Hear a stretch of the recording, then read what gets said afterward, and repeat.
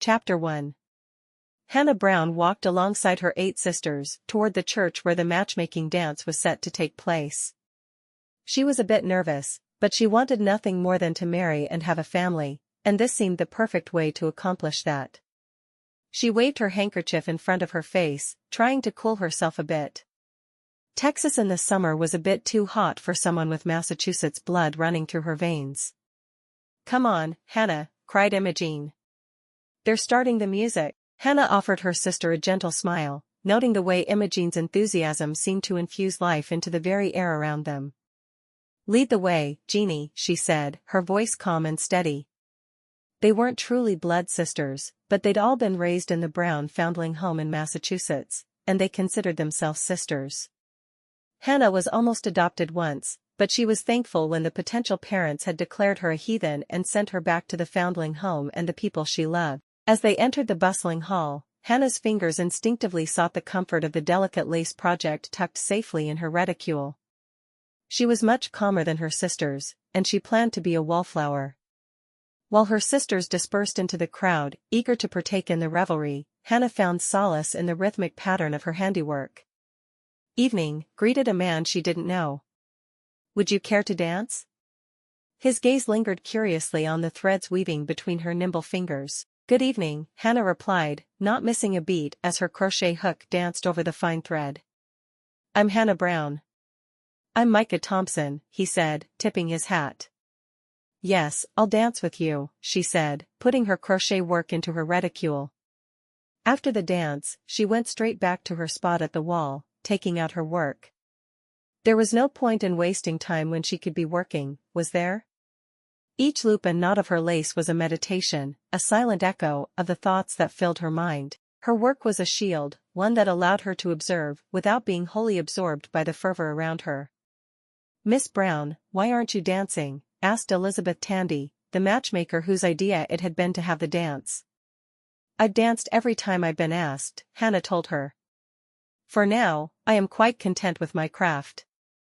She glanced up, meeting the older woman's gaze. Elizabeth nodded, as if acknowledging an unspoken understanding, and moved away, leaving Hannah to the solace of her stitches once more. Hannah's reserved demeanor was an unspoken invitation to those who sought a respite from the gaiety. They would approach, some with idle curiosity, others with genuine interest, and Hannah would engage with them. She enjoyed the conversations, but didn't feel much interest in any of the men. The evening's revelry was well underway when Hannah felt the first prick of unease.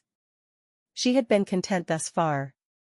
But as the dance progressed, it seemed inevitable that her solitary occupation would draw more than casual interest. "Goodness, child," Susan Daly asked, materializing beside Hannah like an unwanted thought, "why do you sit here with your lace when you could be dancing with any of our handsome men?"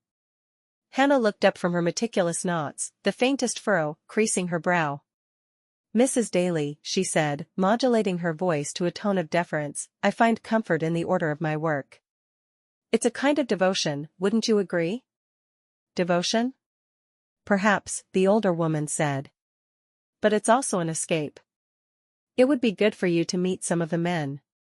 "I will," Hannah replied. "Tell me, Hannah," pressed Mrs. Abernathy, one of the other women, leaning in closer, "where does your faith lie in these trying times?" The question hung between them, charged and demanding. Hannah's fingers stilled upon her lace, her shield momentarily forgotten. How could she explain the chasm that existed within her? "Faith is a personal journey," she murmured, her gaze drifting past the probing eyes, to the warm glow of lanterns above. "One I am still traveling. Ah, but without guidance, dear, one can easily stray." Mrs. Abernathy's voice was tinged with a knowing pity that left a sour note in the air. "Perhaps," Hannah conceded, her discomfort growing more acute. "But I have my sisters, and together we navigate the path before us." Mrs. Abernathy hummed a noncommittal sound, patting Hannah's hand with a finality that signaled the end of their exchange. As the woman drifted away, mingling once again in the sea of dancers, Hannah sighed. Susan Daly frowned after the woman. "Don't worry about her. She's a busybody. But do try to dance some." With that, Susan left her as well. She returned to her lace, the familiar rhythm slowly calming her racing thoughts. In the neat rows and delicate patterns, she found a clarity that eluded her elsewhere. No divine revelation awaited her in the stitches, but perhaps, she mused, there was a kind of truth in their silent symmetry, a reflection of the world as she saw it, unadorned and uncomplicated by doctrine.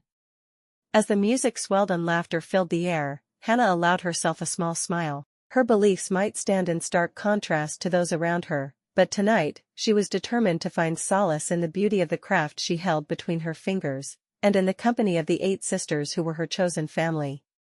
The music's tempo quickened with a lively tune that set toes tapping across the wooden floor of the church hall. Hannah, nestled in the safety of her sister's company, observed as eligible bachelors, began to muster the courage to approach the group of brown girls. She counted 8 young men sidling closer, their eyes filled with the same nervous anticipation mirrored on the faces of her siblings. "Look sharp, girls," Imogene whispered, her voice barely audible over the fiddle's merry strain. "Gentlemen callers at 12 o'clock. Hannah felt a twinge of unease, her preference for the evening being the quiet enjoyment of her sister's laughter rather than the clamor of courtship. But she had to get to know men if she ever wanted to marry. As much as she hated the idea, she watched as her sisters were swept away one by one, each pair floating into the throng of dancers with varying degrees of awkward grace. Left momentarily alone, Hannah drew out her lacework from her reticule. As she worked, the intricate pattern grew more complex, her focus narrowing until the boisterous revelry around her softened to a muted hum. "Miss Brown, is it?" A hesitant voice broke through her concentration. Hannah looked up, meeting the gaze of a sandy-haired cowboy who stood hat in hand, his posture rigid with formality. She noted the earnestness in his eyes, a sincerity that spoke of a genuine intention to engage in the evening's festivities. "It is," she replied, tucking her lace away once more. "But I fear you have me at a disadvantage, sir." "Apologies, ma'am," he stammered, extending a calloused hand. "Name's Beau, and I would be mighty honored if you'd consider sharing this dance with me." "Thank you, Beau," Hannah responded, the corners of her mouth lifting in a polite smile. "I'd be honored." The dance was quick, and he immediately asked for another. "Thank you, but I think I'll sit this one out," Hannah said with a smile. Beau nodded, a touch of disappointment in his expression before he tipped his hat and retreated into the dance. With a soft sigh, Hannah retrieved her project again. In the precise placement of her stitches, there was an echo of her innermost thoughts, methodical, patient, and undeniably hers. A nearby couple spun too close, their laughter spilling over as they narrowly avoided entangling themselves in Hannah's work. She gave them a forgiving nod and readjusted her position, protective of the lace that had become both a shield and a solace in the chaos of the matchmaking dance. "Careful there, Hannah," called out Imogene, her voice slicing through the din just as a wayward elbow jostled the punch bowl perched precariously at the table's edge. A tidal wave of red punch cascaded down, anointing the white lace with its vibrant hue. "Land sakes!" Hannah exclaimed, her usual composure slipping as she snatched up the fabric, distress furrowing her brow. The punch had spread quickly, a blooming stain amidst the painstakingly crafted flowers and leaves. Thankfully, it had only landed on her work and her hands, and hadn't stained her dress. Imogene rushed to her side, her eyes wide with concern. "Oh, Hannah, I'm so sorry." "Never you mind, Jeannie," Hannah interrupted, her voice steady, despite the mishap. She dipped a corner of her handkerchief into a glass of water and began dabbing gently at the stain. Her movements were calm, mirroring the patience that each stitch on the lace had required. "Here, let me help," offered Imogene, rolling up her sleeves, with determination sparkling in her eyes. Together they worked, their heads bowed in concentration, as though the rest of the dance had dissolved into insignificance. They shared a silent language, one honed by countless nights whispering secrets under threadbare blankets and finding laughter in the face of adversity. "Look, it's fading already." "Your lace will survive to see another dance," Imogene said with a grin, relief washing over her features. "But it may be pink in the end." "Thank goodness for small mercies," Hannah replied, a wry smile tugging at her lips. She inspected the lace critically before folding it carefully, deciding it was best retired for the evening. "Always the optimist, aren't you, Jeannie?" Hannah teased, her affection for her sister evident in the softness of her gaze. Someone has to be, Imogene quipped back, bumping her shoulder playfully against Hannah's. Perhaps I should join the dance after all, Hannah suggested, surprising herself with the sudden desire to partake in the festivities. It might do me good to step away from my troubles for a spell. Imogene beamed at her, grasping her hand. There's the spirit. Let's show them how the Brown sisters take a turn about the floor. Hannah hesitated on the edge of the dance floor, her hands still clasped in Imogene's. The music swelled, a lively tune that beckoned even the most reticent wallflower to join the whirl of skirts and boots. Go on, Hannah, Imogene urged, giving her sister a gentle nudge. It's just a dance, not a lifetime commitment. Easy for you to say, Hannah muttered, watching as couples spun past, their movements blurring into a tapestry of joy she couldn't quite allow herself to be part of. Her fingers twitched, missing the familiar comfort of her lacework. Before she could retreat further into her reservations, a figure detached itself from the crowd. A young man approached, his gait steady and sure, in the middle of the dancers. He tipped his hat, a lock of chestnut hair falling across his forehead. Miss Brown, would you honor me with a dance? He asked, his voice a pleasant baritone that seemed to vibrate along the strings of Hannah's cautious heart. Hannah's eyes darted to Imogene, whose expectant look conveyed a silent plea to take a chance. With a breath that felt like the first step off a cliff, Hannah placed her hand in his. I suppose one dance wouldn't hurt. As they found their place among the other couples, Hannah's partner offered an easy smile. I'm William Carter. And I assure you, Miss Brown, my two left feet will do their utmost not to trample yours. Comforting, Hannah replied dryly, though her lips curled in amusement. She thought for a moment how easy it was for the men to know how to address her and her sisters. There were men there from the community, but the sisters were the only women who were unknown to those at the dance. The music enveloped them, and soon they were spinning around the floor, the heat of the summer night forgotten in the breeze created by their movement. William proved to be an adept dancer, guiding Hannah with a gentle firmness that allowed her to forget her reluctance. Tell me, Mr. Carter, Hannah said, her voice steady despite the flurry of activity, do you enjoy dances like this? Truth be told, Miss Brown, William confided, his hand warm against her back, I find them a bit overwhelming. But tonight seems different, somehow. Because of the company? Hannah ventured, the question slipping out before she could reel it back. Perhaps, William conceded with a chuckle. Or perhaps it's the rare pleasure of meeting someone who dances as if every step is a thoughtful decision. Hannah's cheeks warmed at the compliment, and for a moment, she let herself enjoy the connection forming between them, a bond less about the steps they took and more about the shared understanding that sometimes, one simply needed to navigate the dance as best they could. Life's much the same, isn't it? Hannah remarked, her gaze meeting William's. A series of steps, some more hesitant than others. I agree, Miss Brown. William's eyes twinkled with a kindred spirit's recognition. And occasionally, we find the rhythm that suits us best. The song ended, leaving them amidst the applause and laughter of the crowd. Hannah withdrew her hand slowly, the ghost of their shared dance lingering like the last note in the air. Thank you, Mr. Carter, she said. That was enjoyable. William, please, he corrected with a soft smile. And the pleasure was entirely mine, Miss Brown. With a nod that held promises of future dances, Hannah returned to Imogene's side. For the first time in a long while, the thought of another dance didn't seem so daunting after all. Hannah stood beside Imogene, fanning herself with a folded piece of paper she'd rescued from the depths of her reticule. The heat was oppressive even as the sun dipped below the horizon, and the soft glow of lanterns did little to alleviate the sweltering atmosphere. Miss Brown? The voice snapped Hannah out of her reverie, and she turned to find William approaching, his smile warm and inviting. Mr. Carter, she greeted, her heart pounding a rhythm against her chest akin to the staccato of boots on the wooden dance floor. Would you honor me with another dance? He asked, extending his hand. Hannah hesitated, feeling the weight of her secret between them like an invisible barrier. The music swelled, a lively tune that called to the dancers and promised joyous abandon, yet here she was, tethered by her own contemplation. I would enjoy that, she said softly. William's expression remained unchanged, patient and expectant. He took her hand and led her onto the dance floor once more. Chapter 2. Pastor Amos Kauffman assumed his post by the door of the church. With every arriving guest, he shared a warm smile that crinkled the corners of his eyes and offered a handshake. His gaze meandered through the throng, a shepherd seeking out his flock, ensuring all were welcomed.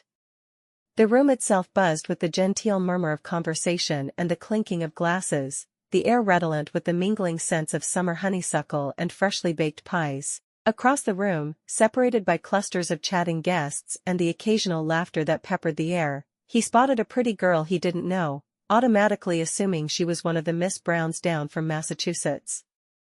Her dress was simple, unadorned yet graceful. Then, quite unexpectedly, she lifted her gaze from the gentleman she was speaking with. Their eyes met, and in that instant, something happened. It was as if the clamor of the gathering hushed to a whisper, allowing the subtle electricity between them to surge unchecked. For Hannah, the jolt of excitement was palpable, a fluttering within that caught her by surprise. Her heart skipped a beat. Amos's steady gaze held a depth of kindness, and it pierced the distance between them. In his eyes, one could read a gentle invitation, a silent accord that spoke of shared understandings and unspoken promises. The simplicity of the moment contradicted the complexity of emotions stirring within Hannah. In the sweltering Texas heat, where even the night seemed reluctant to offer respite, the cool tranquility of Amos's eyes promised a sanctuary. Hannah found herself inexplicably drawn to him. It was a collision of contrasts, the contemplative artist and the man of unwavering faith, each standing on either side of an invisible divide that had suddenly grown insignificant. And though neither uttered a word, the language of their locked gazes spoke volumes. For Hannah, the thought of crossing the room felt like navigating a field strewn with hidden snares. She didn't know who the man was, but she planned to find out. "Miss Brown, isn't it?" Amos's voice cut through her indecision.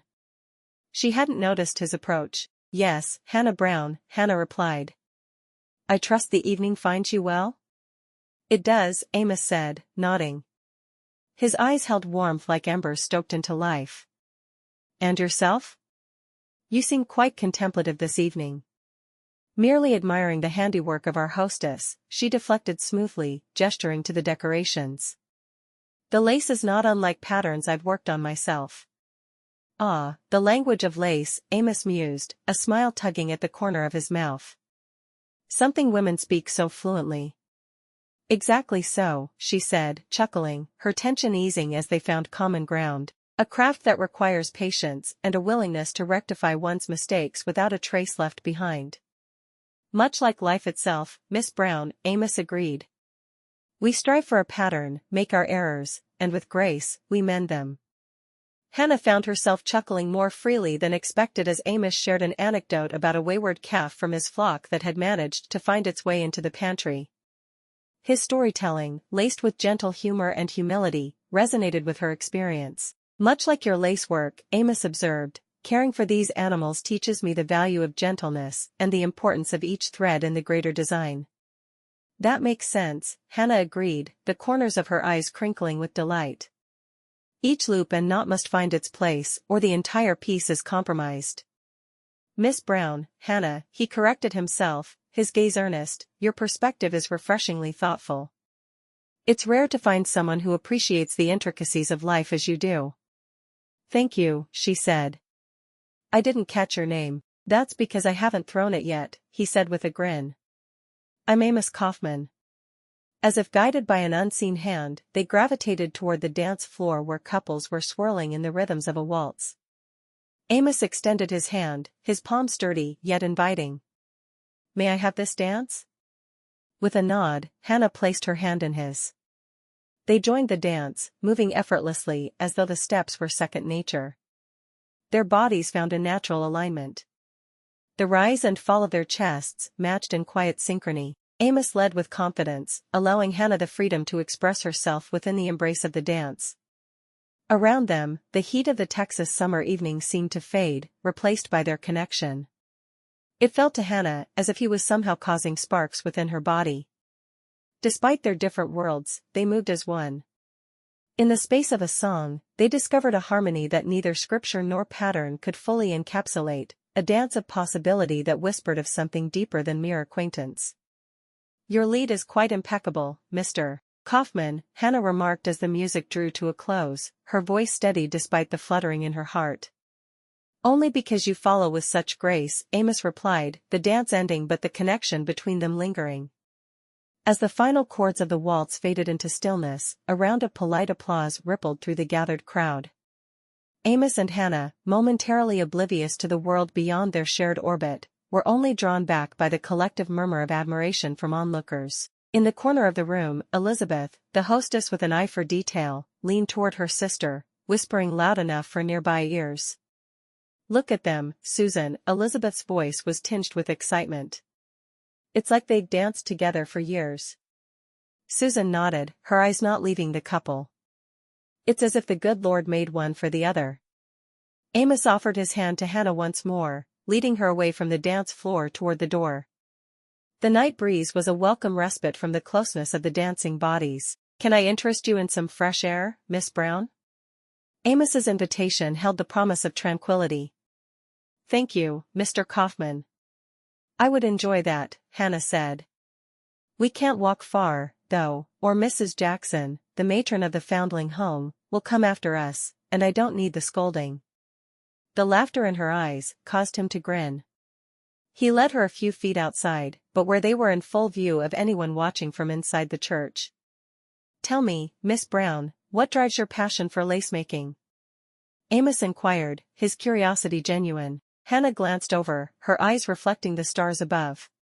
"Lace is like a silent language, Mr. Kauffman. Each pattern tells a story, and each knot holds a secret," she said, her fingers mimicking the intricate work she so adored. "In the delicate dance of threads, I find peace and a sense of purpose. It allows me to create beauty in my own way." "Ah, I see," Amos mused. "Your turn, Mr. Kauffman, what fuels your dedication to ranching?" "Much like your lace-making, it is a calling," Amos said, his gaze steady upon her. "To nurture life brings me closer to understanding the stewardship entrusted to us. It's rewarding to see growth and harmony flourish from such endeavors." "Harmony," Hannah echoed thoughtfully. "Yes, there is something remarkably harmonious about witnessing creation thrive under careful hands." Their dialogue had drawn them closer until the space between them hummed with unspoken possibility.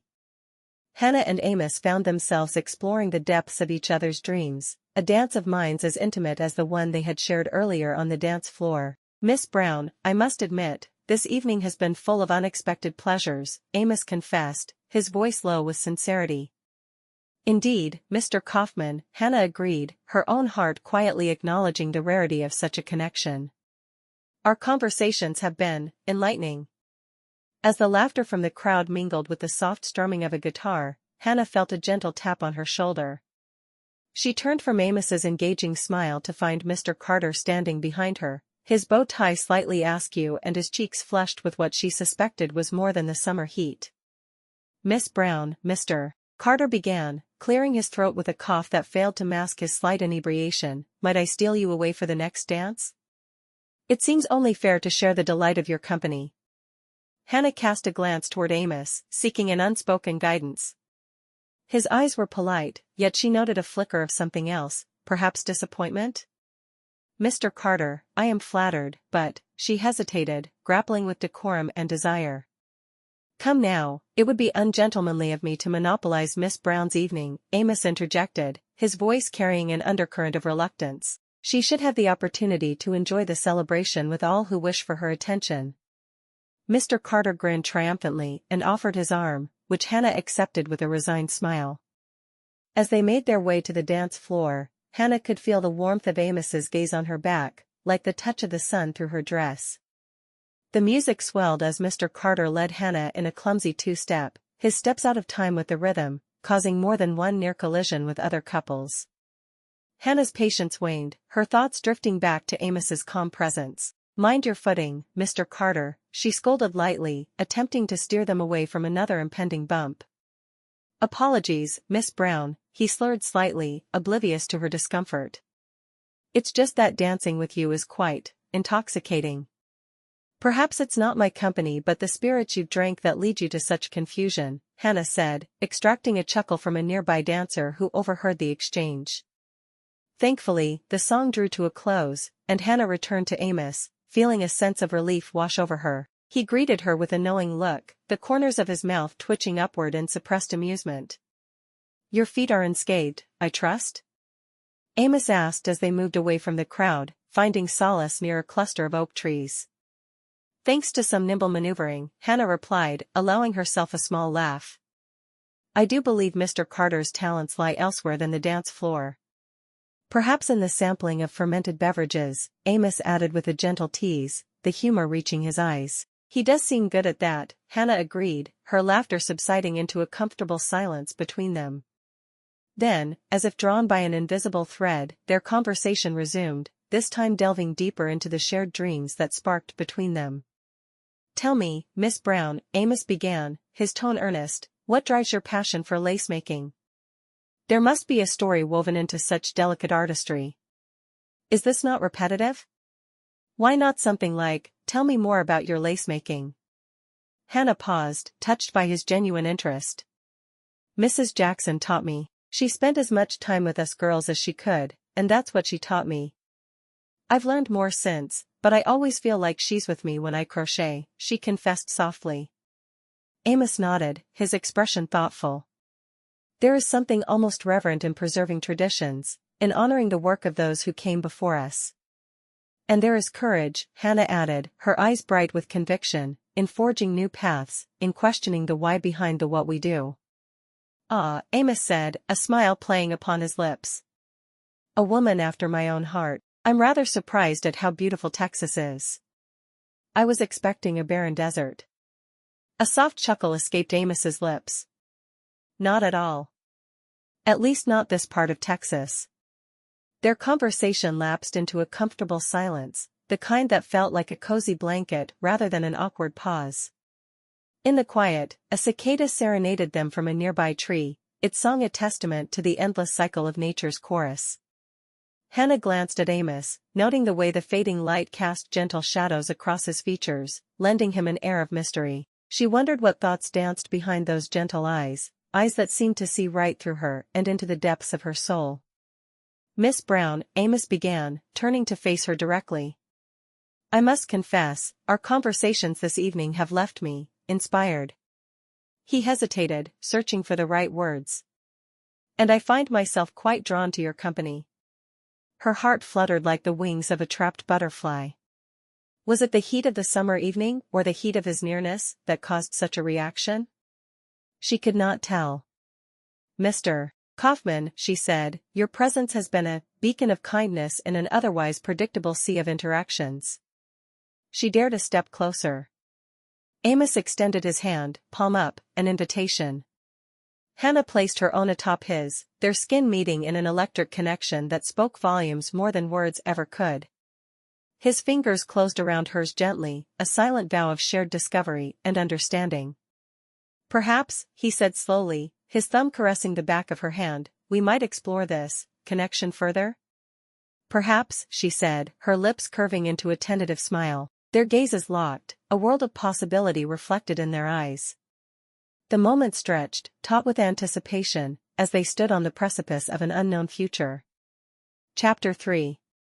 Hannah Brown and Amos Kauffman engaged in lively banter at the edge of the makeshift dance floor. Their effortless exchange hinted at a blossoming courtship. "It is quite the spectacle to see all these hopeful hearts in search of their counterparts," Amos said, gesturing broadly at the couple swirling around them. His gentle eyes twinkled with amusement as he watched a young duo stumble through a complicated step, only to right themselves and continue with stubborn determination. "Hopeful hearts, and I hope each of them find the heart they are looking for," Hannah said. Amos, ever observant, noted the slight shift in her posture. "You seem preoccupied, Hannah. Is there something on your mind?" The question hung between them, a gentle probe wrapped in genuine concern. "Pondering fate's wonders," she said, her evasion leaning more toward whimsy. "How lives unexpectedly entwine." "Fate?" Amos mused, "or perhaps divine providence? It guides us to cross paths with those we are meant to know, to love." At his words, a pang of guilt tugged at Hannah's heartstrings. Here stood a man who saw the hand of the Almighty in every encounter, and she could not muster even a tiny bit of faith. Her fingers itched for the familiar comfort of her crochet needle, a silent companion in her moments of doubt. "Do you think so?" she whispered. "Whatever may be on your heart," Amos said, reaching out to gently grasp her hand, "know that you can share it with me. I won't judge you." The sincerity in his gaze quieted her thoughts. In that simple gesture of kindness, Hannah perceived the true depth of Amos's character. And yet, the revelation she harbored could very well be the force that eroded his trust in her. "Thank you, Amos. That means more than you might realize," she replied, the words escaping her before she could stop them. Hannah and Amos found seats along the edge of the dance floor, and Hannah pulled out her crochet work, though her fingers felt clumsy, and it felt impossible to do the work she wanted to do. "Your work is so meticulous," Amos observed. "Is something wrong?" "Ah, it's nothing but the heat," she said, her hands ceasing their fretful movement to rest in her lap. "Sometimes it makes the thread stickier than I'd like." "Texas summers spare no one," Amos said softly. "But I think there's more troubling you than just the weather." She bit her lip, the truth pressing against it like floodwaters against a dam, longing for release. The words that followed felt as heavy as stones in her mouth. "Amos, have you ever held a belief so contrary to those around you that to voice it would be like stepping into a raging river?" "Of course," he replied. "To stand firm in one's convictions is no easy task. It can be isolating, even painful. Honesty is necessary for good communication." "Even if that honesty could stop the bond between two people?" she asked, her voice low and trembling. "Especially then," Amos said, reaching out to steady her trembling hands with his. "For a union built on deception is like a house erected on sand, it cannot endure the trials of time." His words only tightened the knots in her stomach. Revealing her atheism loomed, a confession that could sever fragile ties with this kind man with eyes full of faith. "Amos," she began. "There are parts of me, beliefs I hold, that might not sit well with you." "Speak them," he urged gently. "Let me know the real Hannah." Her heart trembled at the request, torn between the safety of silence and admitting to him what she believed, or didn't. "Perhaps," Hannah said, "it is a conversation for another day, when the music isn't quite so loud, and our thoughts can be heard more clearly." "Perhaps," Amos said, though his eyes betrayed a hint of disappointment. But he respected her reticence, offering no further prodding, only an understanding nod. Hannah looked toward the door, and said, "I need some air, I think." She walked outside and stood beneath an old oak tree there in the churchyard. "Mind if I join you?" Amos's voice startled her. She glanced up, her gaze catching his in the dim light. "Of course not," she replied, though her fingers betrayed her nervousness, fidgeting with her dress. "Beautiful night, isn't it?" Amos remarked, his eyes not on the heavens, but on Hannah. "Yes," she agreed, her voice soft, "it reminds us of the beauty present in every corner of existence, seen and unseen." Amos nodded, contemplating her words. "There's a certain peace to it all, a divine rhythm that connects us to something greater." Hannah felt a pang of guilt. There was no doubt in her mind he was a devout Christian, and she was anything but. Yet, as she looked into Amos's eyes, she found herself drawn in by the gravity of his presence. In that moment, the weight of her disbelief seemed less burdensome. "Your faith," she began tentatively, "it guides you, doesn't it?" "Like a lantern in the dark," he said with a smile. "But what guides you, Hannah? What is the light that illuminates your path?" "Curiosity," she whispered, "and a love for the tangible, the artistry of nature, the certainty of what I can touch and see." "Ah," Amos mused, "a seeker of truths, through the work of your own hands." "Amos," she said, her voice steadier now, "I've come to admire much about you. Your generosity, your strength of character. You are a good man." "And you, Hannah, are an extraordinary woman," he responded. Amos led Hannah back to the dance floor, his hand warm against the small of her back. The music swelled around them. Amos's steps were sure and steady, guiding her through the crowd with an ease that contradicted the intensity of their earlier exchange. Tell me, Hannah, Amos said as they moved in time with the melody, what stirs your heart when you're not weaving patterns with your thread? What dreams do you harbor within? I dream of a life full of purpose, one where my hands are always busy creating, where I can be true to myself. And perhaps share that truth with another. Your honesty is refreshing, Hannah. It's rare to meet someone so unguarded with their aspirations. Despite the inner turmoil, there was a strange beauty in witnessing the collective devotion. And for a fleeting moment, she allowed herself to simply be there with him. Hannah stepped out of the church, the heavy wooden doors closing behind her with a hushed finality that seemed to echo her inner turmoil. The bright sunlight did little to warm the chill that had settled in her bones during the service. How anyone could be cold in the middle of a summer day in Texas, she had no idea. But she was. Didn't it just fill your heart with peace? Amos asked, his voice a hopeful lilt against the quiet backdrop of departing parishioners. Amos, Hannah began, the words sticking like burrs in her throat. I felt like a fraud in there. I always do. But I'll go to support you. She avoided his gaze, focusing instead on a couple wrangling their brood of children into a wagon nearby. His hand, which had been reaching for hers, fell to his side. A fraud? He asked. Yes, she confessed. Sitting there, listening to your sermon, it just isn't me.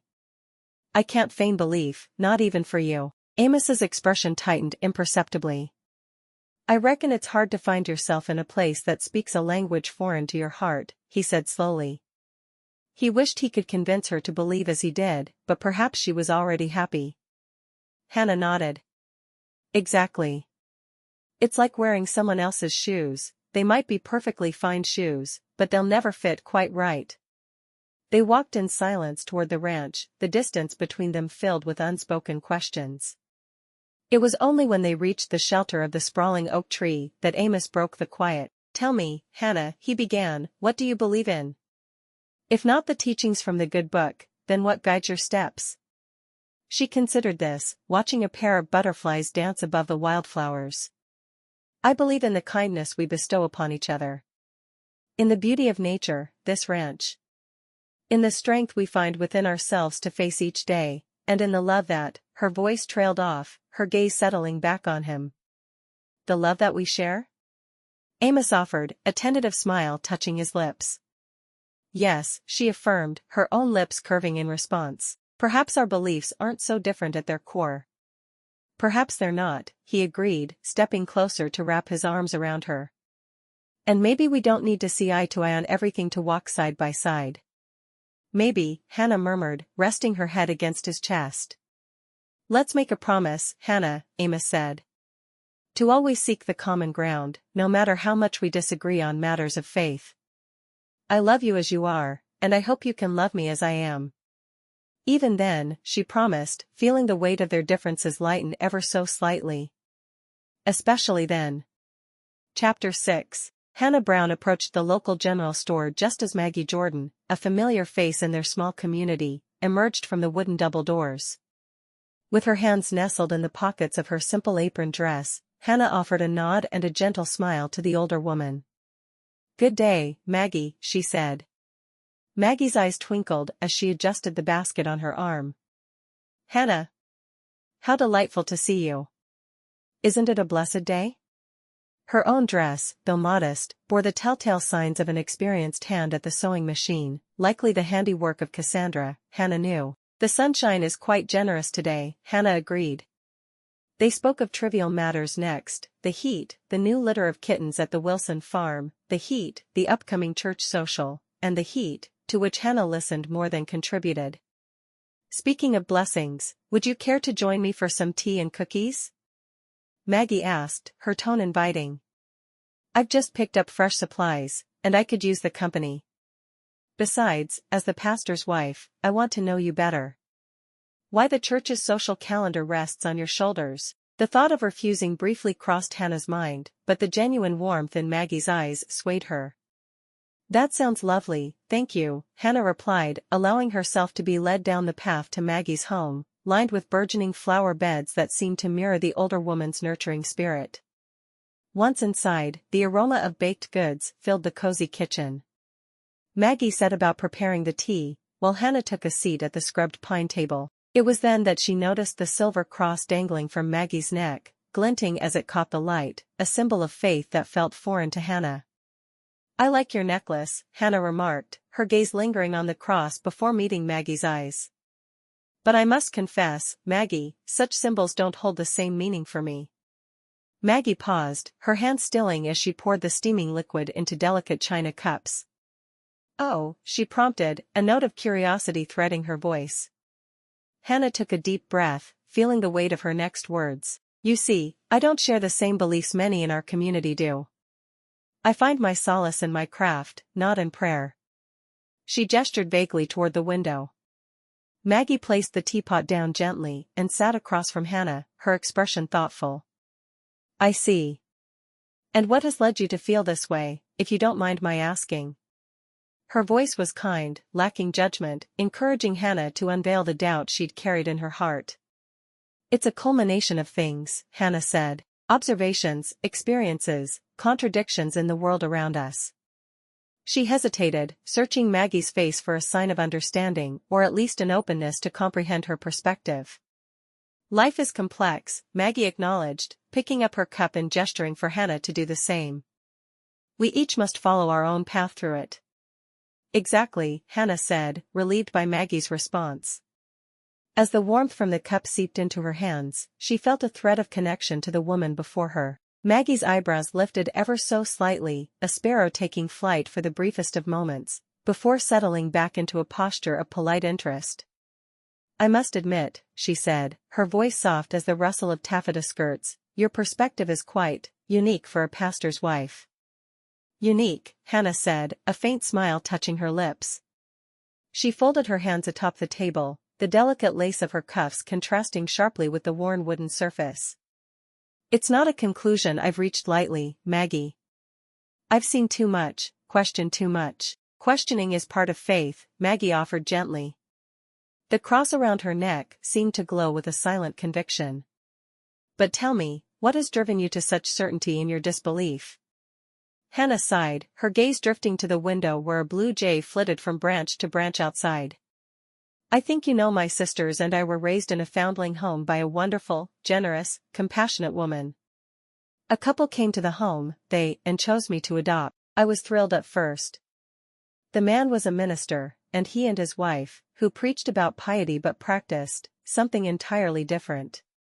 Her fingers tightened momentarily before she forced them to relax. "Ah," said Maggie, the word drawn out. "That can indeed leave a mark." "Quite so," Hannah replied. Their actions spoke louder than the sermons.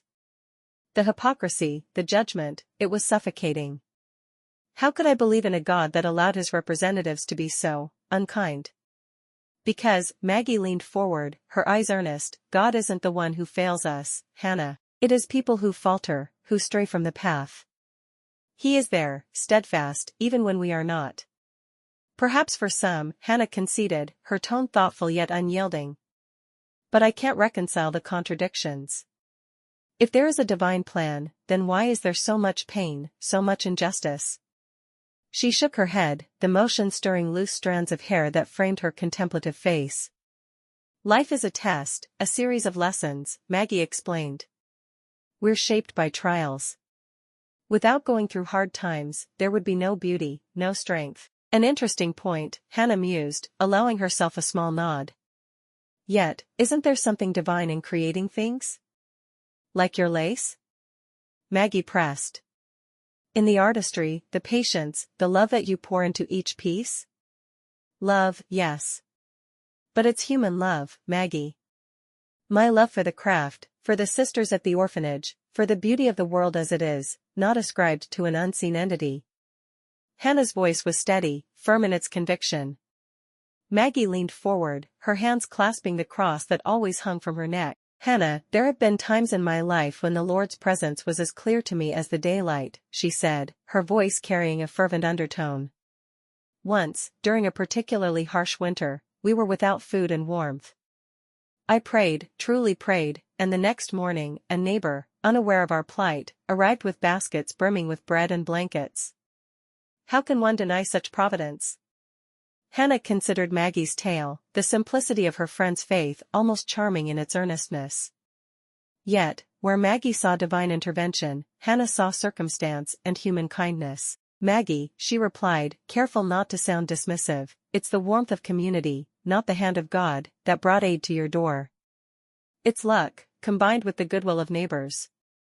"Ah, but who do you think inspires such goodwill?" Maggie countered quickly. "Human compassion needn't be inspired by anything other than our own nature," Hannah responded, her tone respectful yet unwavering. "We have the capacity for great kindness, yes, but also for cruelty, and I've seen enough of both to believe they come from within us, not from above." Maggie sighed, the lines on her forehead deepening with concern. "But the Bible teaches us." "The same Bible that condones acts I find morally reprehensible?" Hannah interjected. "Slavery, subjugation, vengeance, they're all there, in the scripture. How does one reconcile that with a loving, just God?" The room seemed to grow smaller, the ticking of the mantel clock more pronounced as the two women navigated the treacherous waters of theological debate. Maggie's mouth opened, then closed, the easy answers eluding her grasp. She was a woman of unshakable faith, yet here before her sat a woman questioning the very fabric of her beliefs. "Life is complex, Hannah," Maggie finally said. "The scripture isn't always straightforward, and yes, it has passages that are difficult to understand. But faith is about trust beyond reason, love beyond understanding. And my trust lies in what I see, what I know, what I feel," Hannah replied calmly, her gaze steady. "I respect your faith, Maggie, truly, but I find my spirituality in the tangible world, the threads I weave, the smiles of children at play, the simple joys of being." Maggie shook her head. "Hannah, consider the miracles, the lives changed. Can all that be mere happenstance?" Her voice quivered, not with uncertainty, but with fervor. "Maggie," Hannah countered, "I see change, I see chance, and I see human will. Where you see divine intervention, I see people striving to make sense of chaos." She paused, her brows knitting together in concentration. "Faith is the very essence of hope, my dear," said Maggie, her eyes imploring Hannah to understand. "It's what gives us strength when logic fails us." "Yet, isn't it wiser to seek strength from within?" Hannah asked, her tone softening to match Maggie's earnestness. "To trust in oneself and one's own heart?" "Your skepticism," Maggie said, pausing briefly to compose her next thought, "it blinds you to the beauty of faith, to the comfort it brings." "And your faith," Hannah replied, "might it blind you to the beauty of questioning, of seeking answers on one's terms?" "Perhaps we shall never agree," Maggie conceded, her hand extending across the table in a gesture of peace.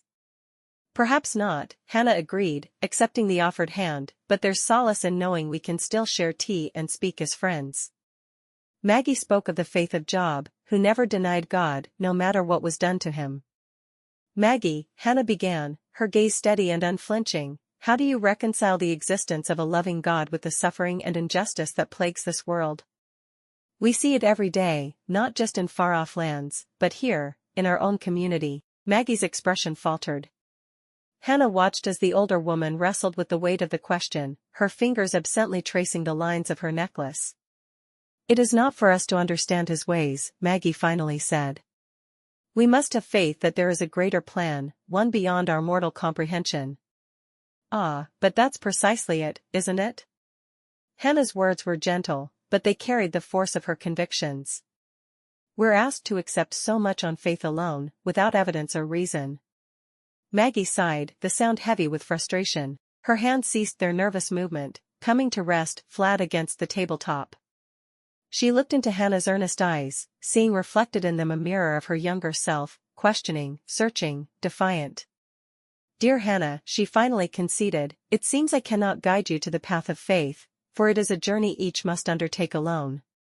The Lord speaks to us in different ways, and perhaps, for you, He has chosen silence. Faith is personal," Maggie added more softly, her eyes tinged with sadness. "I can no more impart mine on to you than you can relinquish your doubts to me." "Thank you, Maggie, for the tea, and for the conversation," Hannah said, rising from her seat. They moved toward the doorway. "Thank you for your hospitality," Hannah said as she reached for the doorknob, her gaze meeting Maggie's. There was a depth of sincerity in her eyes. "And you for your company," Maggie replied. With a nod, Hannah stepped out into the waning light, the door closing softly behind her. As Hannah walked away, the weight of the conversation lingered, a bittersweet taste that mingled with the dusky air. Maggie watched from the window, the lace curtains casting patterned shadows across her face. She offered a silent prayer for Hannah that she would come to understand God's ways and put her trust in Him. Hannah strolled down the dirt road, her lacework folded neatly in the crook of her arm. She could not help but feel a pinch of frustration. Her words had fallen on ears that refused to listen as she intended. Yet, there was a spark of curiosity ignited within her, a desire to delve deeper into the fabric of her convictions. As she passed by the church, Hannah felt the gravity of their conversation press upon her. Perhaps, Hannah thought, the true measure of understanding is not an unwavering certainty, but in the courage to question. Hannah closed the door of her modest home quietly behind her, the soft click of punctuation marked to the afternoon's heated exchange. "Goodness," she muttered under her breath, wrapping her shawl tighter around her shoulders. Her voice, a whisper in the darkness, seemed to carry the weight of the questions that now raced through her mind. Instead of worrying about the conversation with Maggie, she needed to fix supper. There was so much joy in knowing that Amos would be home soon, and she refused to let the discussion bother her for another minute. Chapter 7. Hannah Brown, married surname, felt the sun's warmth on her shoulders as she stepped from the buggy, her hand slipping into Amos's grasp. They had arrived at a modest farmhouse, its white paint chipped and weather-beaten, standing proud a mere mile from the church that was the cornerstone of Amos's world. "Welcome, Hannah," greeted Samuel Kauffman, emerging from the shade of the porch. Beside him, Martha smiled, softening the lines time had etched upon her face. "Come here, child," Martha said, enveloping Hannah in an embrace that smelled of fresh-baked bread. "We've heard nothing but praise of your crochet work. And now we welcome you not just to our home, but to our family." "Thank you, Mrs. Kauffman," Hannah replied. She returned the hug with genuine affection, aware that these were the arms that had raised the man she loved. "Please, call me Martha," corrected Amos's mother, releasing Hannah and holding her at arm's length. Her gaze, though kind, assessed the young woman before her. "And this is Samuel, my husband." "Mr. Kauffman," Hannah acknowledged with a nod. "Martha's right," Samuel declared, his tone firm but not unkind. "You're one of us now. Amos has chosen well." He clasped Amos's shoulder with evident pride, then turned his attention back to Hannah.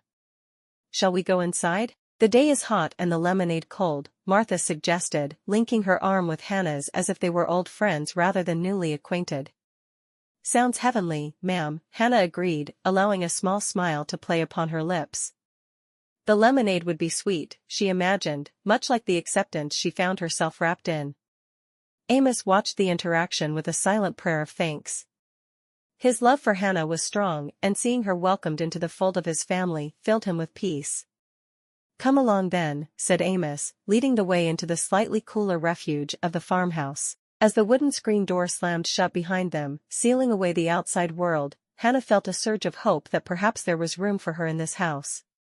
The glass of lemonade, cool in her hand, offered a brief reprieve as Hannah settled into the wooden chair with an ease she did not feel.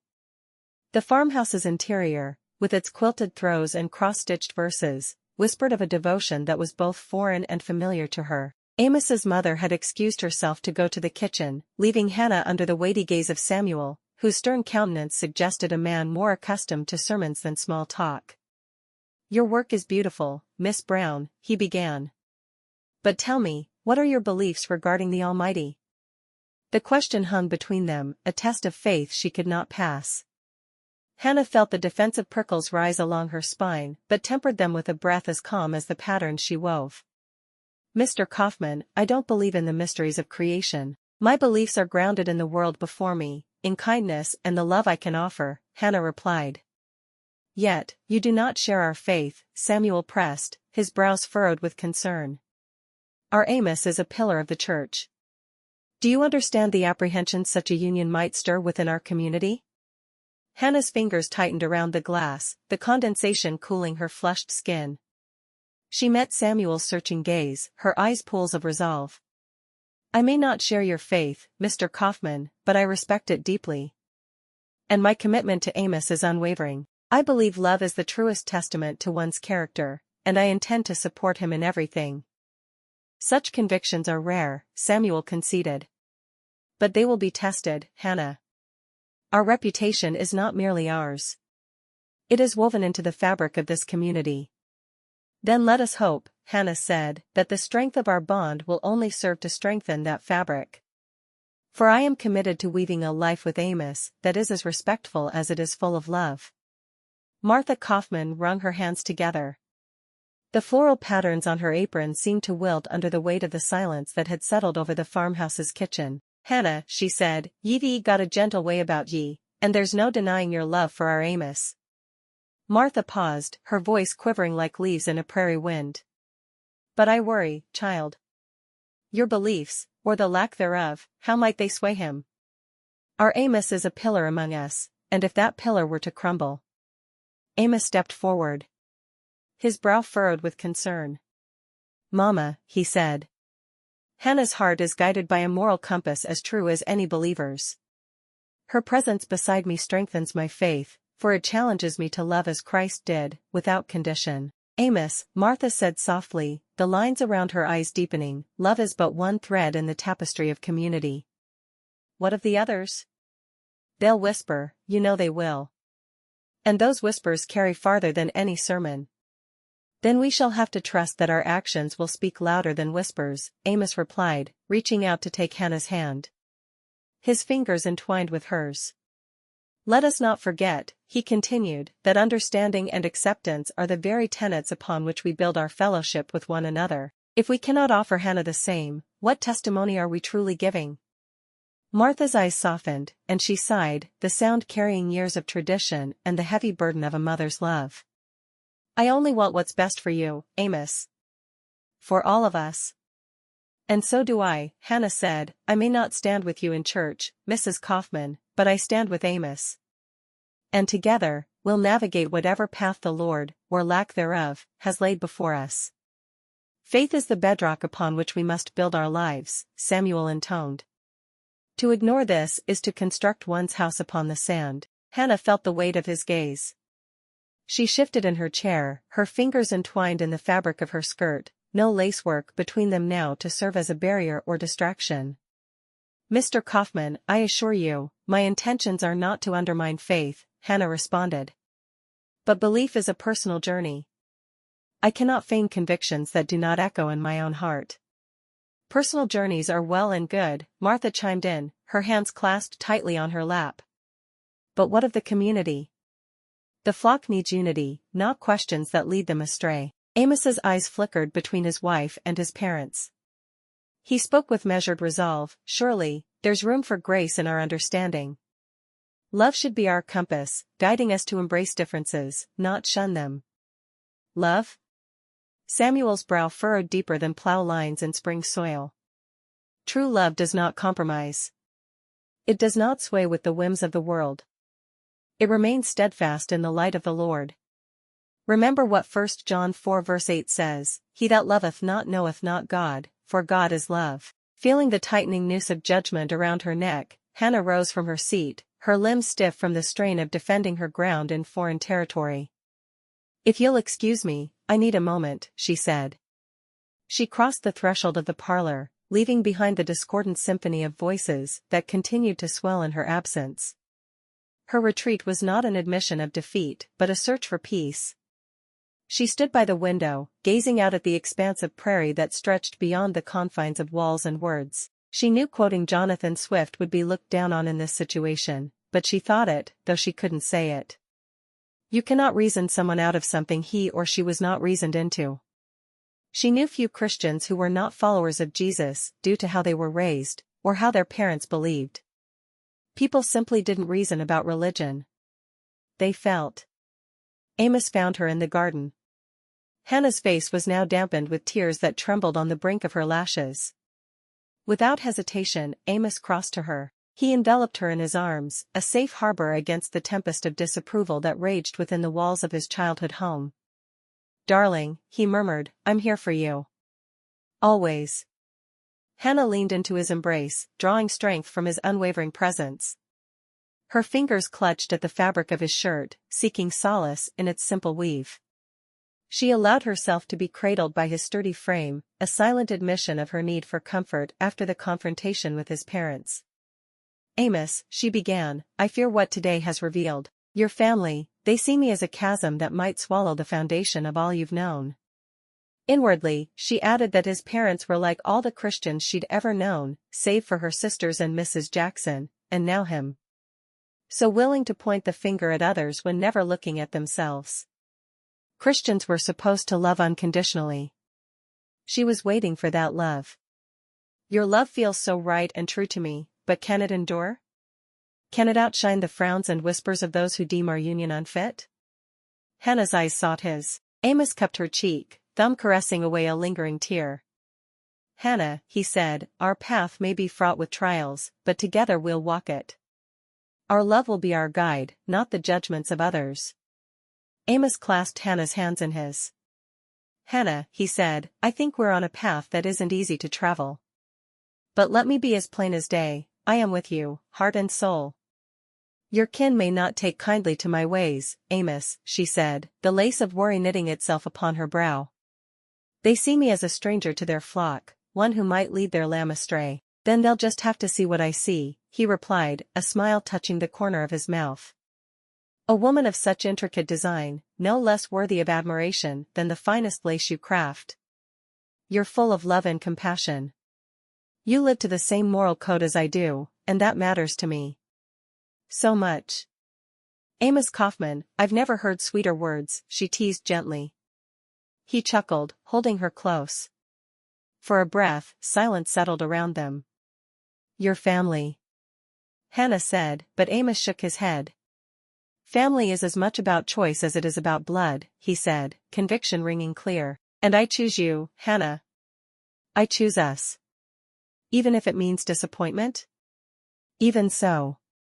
He lifted her hand to his lips, pressing a kiss to her knuckles. "Love isn't always easy, nor faith unchallenged. But I think that's what makes them both worth the endeavor." They shared a look then, a silent communion that needed no words, a mutual acknowledgement of the road ahead, fraught with thorns though it may be. "All right, Amos," she said finally. "We'll walk it together. And should the path grow dark," he added, pulling her close, "we'll be each other's light." Chapter 8. Evening, Hannah, Amos said to Hannah, who was sitting in the parlor waiting for him. "Good evening, Amos," she replied. Her gaze lingered on the half-finished pattern laid across her lap, before meeting his earnest expression. "I've been thinking about something I feel is important." His tone carried an undercurrent of excitement, eager to share the vision that had captured his imagination. "I propose we embark on a journey together, a pilgrimage, if you will." Hannah's hand stilled completely, her crochet hook suspended midair. She regarded him with a mixture of curiosity and caution, knowing well that Amos's ideas were never without significance. "Through the wonders of nature, I believe you'll find the faith that seems just out of reach for you now," Amos continued. The notion unsettled her. A journey?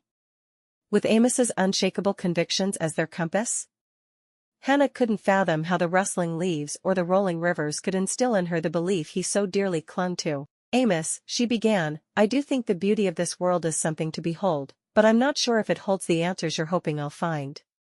Doubt laced her measured response, revealing the chasm that lay between her practical mind and his spiritual quest. "Nature has a way of speaking to our souls, of showing us things greater than ourselves," he assured her, stepping closer. "Perhaps," she conceded softly, though her skepticism clung to her. "But can a journey truly change what I hold to be true in my heart?" The question hung between them, delicate and fraught. "Only one way to find out," he said with a warm smile, extending a hand with the promise of discovery. And though her reservations remained, the sincerity in his gesture was undeniable. Hannah's contemplation stretched out as a silent interlude. She knew her answer would tip the scales of their relationship, for better or worse. The potential of shared sunsets and whispered confidences battled with the fear of losing herself. "All right, Amos," she finally said, her voice tinged with the courage of someone about to leap into the unknown. Let's see where this path leads us. I know this journey seems like a leap into the unknown, he said, his voice firm with conviction, but I have faith we can live off the land. The Lord has provided for us thus far. He will not forsake us in our quest. Live off the land, she said, her voice laden with a mix of awe and apprehension. But solitude, I don't think it's the key to unlocking my faith. Solitude gives us room to listen, Amos explained. Out there, away from all distractions, you'll find a canvas of God's creation, just waiting for you to see it. Hannah's heart ached at the thought that her disbelief was a barrier between them. She loved him fiercely, yet his vision of her required a faith she could not grasp. It saddened her that he wished to reshape her very essence. Yet, she would follow him, if only to see him smile. All right, Amos, Hannah sighed. Tell me of this place where you aim to lead me. Oklahoma, he said with an eager nod. Its vastness is like the sea, endless under the sky. There's beauty there, raw and untamed. If anything can make you believe in something greater than what meets the eye, it's the open prairie. Oklahoma, she repeated. A place of windswept grasses and boundless skies. She imagined the plains as a blank tapestry awaiting the touch of her thoughts, perhaps allowing new beliefs to intertwine with the certainty of her doubts. Her mind went to the Oklahoma land rush, which had happened 10 years before. They'd studied it in school, and she'd been fascinated by the very idea of it. It's more beautiful than you can imagine, Amos said, reaching for her hand. We'll watch the sunrise paint the land with colors no painter could capture. We'll see the stars come alive at night, each one a testament to the Creator's grand design. Sounds like quite the adventure, Hannah said, a reluctant smile tugging at her lips. An expedition to the heartland in search of something. She allowed herself a moment to bask in the humor of their contrasting pursuits. Exactly, Amos replied, his joy unmistakable. And while we're out there, we'll learn more about each other than ever before. This journey, it's about more than faith, Hannah. It's about us, growing together. As a married couple, growing together, she mused, the words feeling right somehow. Hannah nodded slowly. Then let us prepare for Oklahoma, and whatever it may hold for us both. Amos unfurled a map across the worn wooden table, his fingers tracing the meandering rivers and the sprawling plains of Oklahoma. We'll follow the Red River for a while, he explained, tapping the paper lightly. Game's plenty along the banks. We can fish, and I reckon we'll come across deer, perhaps even a buffalo. Buffalo? Hannah's eyebrows rose as she pictured the massive beasts. Have you ever seen one? Sure have, Amos said with a chuckle. But we won't take more than what we need. The land provides, Hannah, and we'll respect it by living frugally. Frugally, she echoed, her mind racing through the implications of every word. And at night? We're to set camp like pioneers? Exactly, he replied with a reassuring nod. A simple fire, a pot for boiling water, and the stars overhead. It'll be humble, but cozy. And Pa, well, he'll step in for me at the church. Adam Kelso's agreed to help him out too. Hannah folded her arms, biting her lip as she contemplated the vast wilderness that awaited them. Amos, the world is full of uncertainties. What if we lose our way, or worse, find ourselves face to face with bandits or wild animals?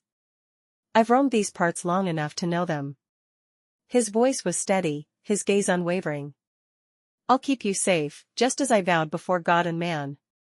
Our journey may test us, but together, we are stronger than any challenge we might face. She nodded slowly, her heart a mix of trepidation and trust. The thought of leaving behind the safety of the known for the wild embrace of nature was daunting, yet the earnestness in Amos's eyes spoke volumes of his dedication to their cause. All right, Amos, she said finally. I'll walk this path with you, into the heart of Oklahoma and beyond. Then let's get ready, Amos said, folding the map with care. I'd like to leave as soon as we can. Amos heaved the saddle off the tired gelding, his brow furrowed in thought. Hannah lingered by the corral fence, her fingers unconsciously weaving through the spaces between the weathered wood. Father and mother, they'll need to look after the cattle and the crops, Amos said, breaking the comfortable silence that had settled between them. There's also the matter of mending the north fence before we go. Hannah nodded, her mind grappling with the logistics. Do you think they can manage all that without us? It seems a burden. Mother's strength is as much a part of this land as the oak trees, and Father's wisdom has seen many a harvest through, Amos replied, confidence threading his voice. Besides, Adam Kelso has agreed to help on the ranch as well as at the church. Your parents, they're good people, Amos, Hannah said, her contemplative nature shining through. To take on our tasks while we embark on this journey of faith. More than good, Amos confirmed. They see the worth in what we aim to do. For them, nurturing the spirit is as vital as tending to the soil. The couple made their way toward the modest homestead, where Amos's parents sat on the porch, the setting sun casting long shadows around them. The elder Kauffmans looked up, their expressions serene yet etched with understanding. Amos, Hannah, greeted Mr. Kauffman, rising from his chair. His hands extended in welcome. Son, we've been pondering your journey, Mrs. Kauffman spoke, her tone gentle but firm. It's clear that you hold it close to your heart. We will tend to the ranch in your stead. Are you certain? Hannah asked. It's not just about keeping the animals fed and the fences upright. It's the daily grind, the unpredictability. Child, Mr. Kauffman interrupted, his eyes softening, life is full of uncertainties, whether under this roof or out in God's vast creation. We've weathered storms and droughts alike. What's one more challenge in service of family? Thank you, Amos murmured, relief washing over him. He grasped his father's shoulder in silent gratitude. Go with God, Mrs. Kauffman added, her voice lifting slightly with conviction. Find your path, and help Hannah find hers. This journey may well be the making of you both. Your blessings mean more than you know, Hannah said. Then let's not dwell on tomorrow's troubles today, Mr. Kauffman said, his smile tinged with humor. For now, let's have supper together. We'll need our strength for the days ahead. As they entered the house, the aroma of stewed beef and fresh bread filled the air, a comforting prelude to the trials and triumphs that awaited beyond the familiar horizon. We'll need supplies, Amos noted, tapping a pencil against the oak surface of the table. Jerky, flour, coffee. And your lacework, to trade if need be. Of course, Hannah agreed. They inventoried what they had, listing items with meticulous care. Bedrolls, a canvas tent, fishing line, and hooks. Hannah suggested dried beans and rice, foods that would sustain them without taking up much space. Amos nodded, jotting down every item she mentioned. Protection is paramount, he said, retrieving his father's old rifle from its place above the hearth. He checked it and cleaned it thoroughly, showing the same reverence to the firearm as he did to his Bible. Hannah watched him, admiring his proficiency. She had always known him to be a man of peace, but there was comfort in knowing he could protect them from whatever dangers lurked on the open plains. Shall we pack your crochet needles and yarn? Amos asked, glancing at her basket of crafting supplies. Perhaps some, she replied, selecting the essentials. Solitude may offer time for creation. As the evening wore on, they filled their sturdy packs with necessities, each item thoughtfully considered. Amos explained how they would navigate by the stars and how to find water in unlikely places. Hannah listened intently, her mind teeming with questions, yet also with a budding curiosity for the world Amos described with such passion. Amos strolled toward the modest parsonage he shared with his wife. The heat of the summer clung to his skin, a familiar mantle that no longer bothered him as it once had. With every step closer to home, his anticipation to share the final evening before their journey with Hannah grew. Upon entering, however, the scene that greeted him was not the one he had envisioned. Instead of finding Hannah bustling about with last-minute preparations or quietly sitting with her crochet work, he discovered her seated at the kitchen table, her delicate frame shuddering with quiet sobs. "Sweetheart?" Amos's voice was gentle, but laced with concern as he approached her. "What's wrong?" She raised her head, and the sight of her tear-stained cheeks struck a dissonant chord in his heart. "Amos," she asked, "do you truly love me for who I am?" "Of course, Hannah," he replied, pulling out a chair to sit beside her, his brow furrowed in confusion. "Why would you even doubt that?" Because, she sniffled, dabbing at her eyes with a handkerchief, if you did, why would you be so determined to change me? To make me find faith on some forced pilgrimage? Amos reached for her hands. This journey, it's not about changing you. It's about sharing with you the beauty of God's creation, in hopes that it might touch your heart as it does mine. But I don't need touching, Hannah protested, her gaze steady despite the tears. I agreed to go because I thought it mattered to you, that it would make you happy. But at what cost to myself, He sighed, a sound that carried the weight of his unspoken fears and desires. I never meant to make you feel as though you're not enough, Hannah.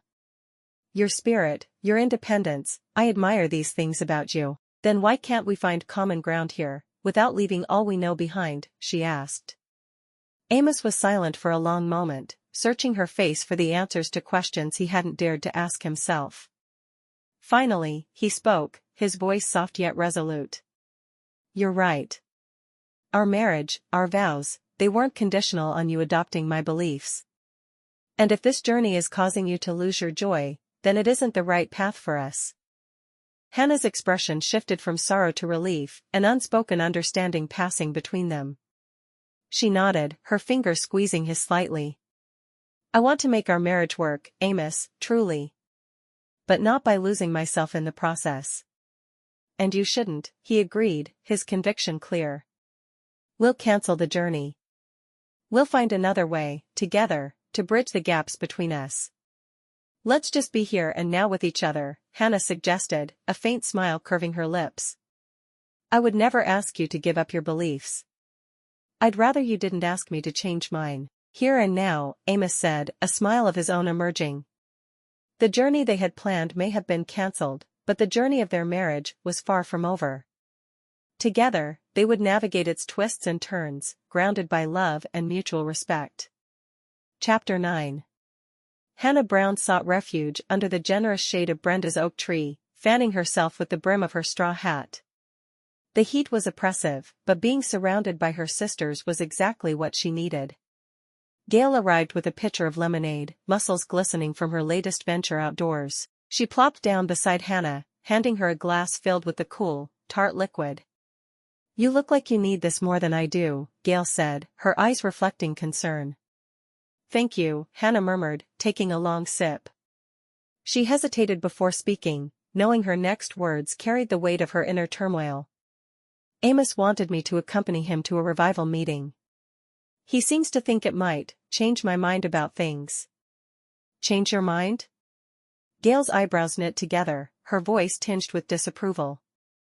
He can't expect you to just upend your beliefs because he wants you to. Exactly, Hannah replied, the lace collar she had been working on lying forgotten in her lap.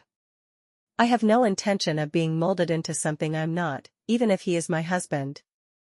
Gail nodded, her agreement fierce as the Texas sun. You're your own person, Hannah. Amos should know better. Perhaps he does now, Hannah said, hope mingling with resignation. The conversation lapsed into silence, broken only by the sounds of the younger ones playing nearby. Amy, Brenda, Cassandra, Deborah, Erna, and Faith gathered around, each one casting a watchful eye on Hannah. Seems like the journey to the revival was aborted, Gail announced to the group, her voice carrying over the soft rustle of leaves. Good riddance, Amy muttered, while Brenda placed a hand on Hannah's shoulder. Amy was a woman of strong faith, but she didn't think her sister should have to change. Nobody has the right to decide what you believe or who you should be, Cassandra stated, her tone resolute. Especially not without asking you first, Deborah added. True enough, Erna said, her quiet voice firm. Let's not dwell on it, shall we? Hannah knows we've got her back, Faith said, always the one to steer the conversation toward brighter shores. A chorus of supportive murmurs rippled through the group, wrapping Hannah in a blanket of familial love. It was moments like these pockets of time filled with the warmth of sisterhood, that fortified her resolve. With a grateful smile, Hannah looked at each face turned toward her. Here were the people who understood her. Thank you, all of you, she said, her heart full. Your support means the world to me. There was a moment of silence as they all grappled for something else to talk about that wasn't Hannah's lack of faith. Amy said, Jane will be arriving soon, won't she? Yes, Hannah replied, perking up at the mention of their younger sister. She's set to arrive at the Dailies' home next week.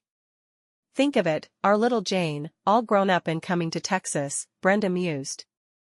It feels like only yesterday we were teaching her to tie her shoelaces. Mrs. Jackson sent word that she's just as eager as a spring calf, Erna added with a soft chuckle.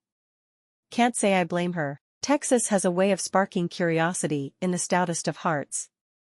Curiosity and courage, Cassandra said, nodding thoughtfully. Jane's got a good measure of both. She'll need them out here. Will we all go to meet her at the Dailies? It's only fitting that we're there to welcome her, Deborah said, her industrious spirit never one to overlook the details of planning. Of course, Gail said, her eyes glinting with excitement. We wouldn't miss it for the world. I've already spoken with Max about taking the day off. Into the arms of her family, Faith finished, smiling warmly, and we'll make sure she knows she's home. Home was a simple concept, yet so profound when shared with those you loved. The thought of Jane joining them filled Hannah with anticipation. She imagined Jane's bright eyes taking in the vast expanse of the Texas landscape, mirroring the hope that danced in Hannah's spirit. Faith cleared her throat and leaned forward, her hands clasped together as if she was about to unveil a grand plan. Now, Kane and I have been talking, she said, her eyes sparkling with excitement. What better way to welcome Jane than with a grand old shindig at my place the Saturday after she arrives? Shindig? Deborah asked, a smile tugging at the corners of her mouth. Yup, Faith said, nodding vigorously. That's what Kane called it anyway. A proper Texas welcome party, with all the fun stuff. Music, dancing, supper, and of course, the cake I bullied Erna into making. Bullied? Erna asked, laughing. The day you bully anyone is the day I quit baking. After the laughter died down, Hannah said, sounds like a splendid idea. Count me in. Me too, chimed in the others. As the details of the party were enthusiastically discussed, Hannah's gaze drifted toward Cassandra, who sat quietly, listening but not contributing to the raucous planning. She noticed how Cassie's fingers fidgeted with the hem of her sleeve, betraying her nervous anticipation for the festivities. Cassandra, Hannah said gently, moving closer so they could speak without raising their voices. I've been meaning to ask you about your dresses, the ones you've been selling at market. They're quite lovely. Thank you, Hannah, Cassandra replied, her face brightening ever so slightly. I do enjoy making them. Hannah nodded, her thoughts turning to the delicate lace she so loved to craft. I was thinking, maybe I could make some lace collars to put on your dresses. Give them a bit of an elegant touch, perhaps. What do you think? Cassandra's contemplative gaze met Hannah's, and for a moment, it seemed as if she was weighing the offer in her mind. That would be wonderful, she finally said, a soft smile gracing her lips.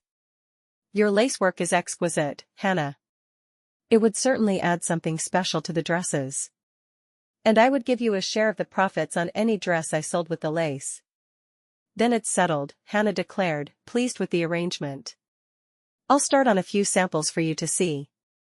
We can decide on designs together. Thank you, Cassandra murmured, her eyes reflecting genuine gratitude. That means a lot to me. Think nothing of it, Hannah replied, feeling a kinship with Cassandra that went beyond mere words. In the shared silence between them, there was an understanding, a mutual respect for the artistry that defined them both. Back to the party, Faith called out, drawing their attention once more. We'll need to pull together and make it a night to remember. After all, there's nothing like family and friends to show someone they're truly home. Hannah left Brenda's house with the evening sun casting long shadows over the dusty road that wound its way through the countryside. When Hannah arrived at the home she shared with Amos, she shed her bonnet and set about preparing supper. With practiced ease, she dredged chicken pieces in seasoned flour and fried them in the skillet. The aroma of cooking poultry filled the small kitchen as she peeled potatoes with swift, sure strokes. Smells like heaven in here, Amos said as he entered, his voice rich with appreciation. He washed his hands at the pump and watched her with a smile that crinkled the corners of his eyes. Only the best for you, Hannah replied with a hint of playfulness in her tone. Fried chicken and mashed potatoes, figured it might sweeten your disposition. Sweeten, huh? Amos chuckled, pulling out a chair and settling his frame into it. Well, I reckon it'll do more than that. It's a feast fit for a king, or at least a humble rancher. Sit tight, then, she said, mashing the potatoes. Supper will be ready shortly. As they ate, the silence between them was comfortable, punctuated only by the clinking of silverware and the contented sounds of Amos's approval. Hannah couldn't help but feel a swell of pride at his evident delight in the meal she had prepared. Truly, Hannah, he said, pausing to wipe his mouth with a napkin, you've outdone yourself. Thank you, she responded, allowing herself a small smile. It wasn't often she indulged in self-congratulation, but Amos's pleasure was contagious. Any man would count himself blessed to sit at your table, he said. Hannah felt a warmth that had little to do with the summer heat. Despite their differences, moments like these reminded her that the threads of affection and respect that bound them were stronger than she sometimes admitted. Perhaps, in the end, they would find common ground in the simple acts of sharing and caring, in fried chicken and mashed potatoes on a hot Texas evening. Hannah swirled the last of her gravy with a piece of chicken, her eyes tracing the lines on her plate as if they held some secret message. The meal had been delicious, but now an unsettling quiet hung between them like the thick Texas humidity. Amos, she began, there's something I think you should know about me. He leaned back in his chair, his face a picture of attentiveness. You can tell me anything, Hannah, he told her. She drew in a deep breath, the words tumbling out like stones in a landslide.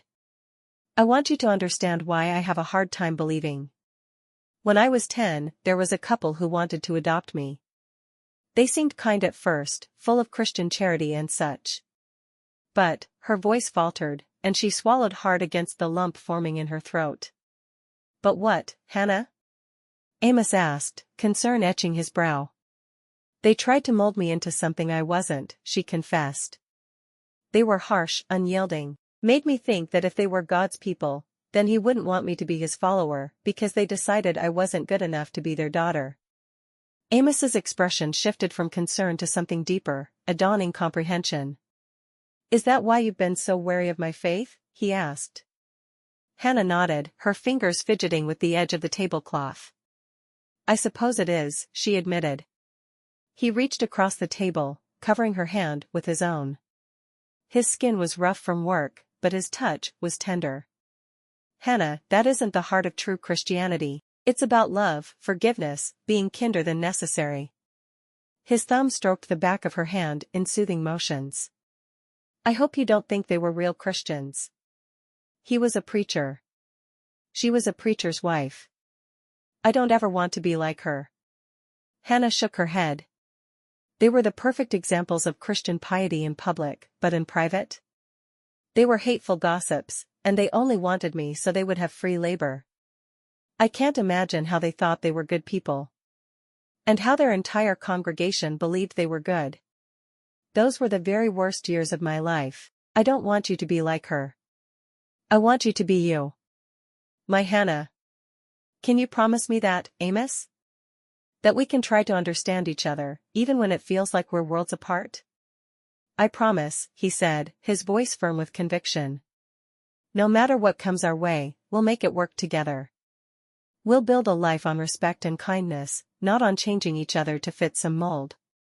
Her heart felt lighter, as though his words had taken some of the weight from her shoulders. Thank you, Amos, she whispered, grateful for the man who sat before her, who saw beyond the broken pieces of her past and offered a future filled with hope. Chapter 10. Hannah sat in the stillness of the small, sunlit room at the back of the church, her fingers working deftly through the delicate lacework that lay in her lap. The quiet was a comforting companion to her contemplation, a respite she cherished dearly. The door creaked open, and Maggie stepped inside, her face etched with lines of concern and exasperation. Hannah, she began, her voice trembling with suppressed emotion, we must speak. Hannah looked up from her work, her eyes meeting Maggie's with a calm steadiness. Of course, Maggie. What troubles you? It's your resistance, Maggie uttered, wringing her hands. Your refusal to embrace faith, it wounds me deeply. How can you turn away from the light of our Lord? Faith is not something I can force upon myself, Hannah replied, setting aside her lace. It must be genuine, and for me, it does not come. Does not come? Maggie repeated, incredulity lacing her tone. Or do you simply reject it outright? You know our community, values faith above all. Your indifference, it's like a slap in the face. Indifference is not the word I'd choose, Hannah said. I've searched my heart, Maggie. I cannot believe merely to appease others. Then what? You're an atheist? The words escaped Maggie's lips before she could catch them, carrying a weight of accusation that seemed to swell the air between them. Hannah's silence confirmed the unspoken truth. It hung there, heavy and undeniable. Maggie recoiled as if struck, her hand flying to her mouth. Oh, Hannah, she murmured, aghast. To think this secret festered within you, all while you shared our company, our worship.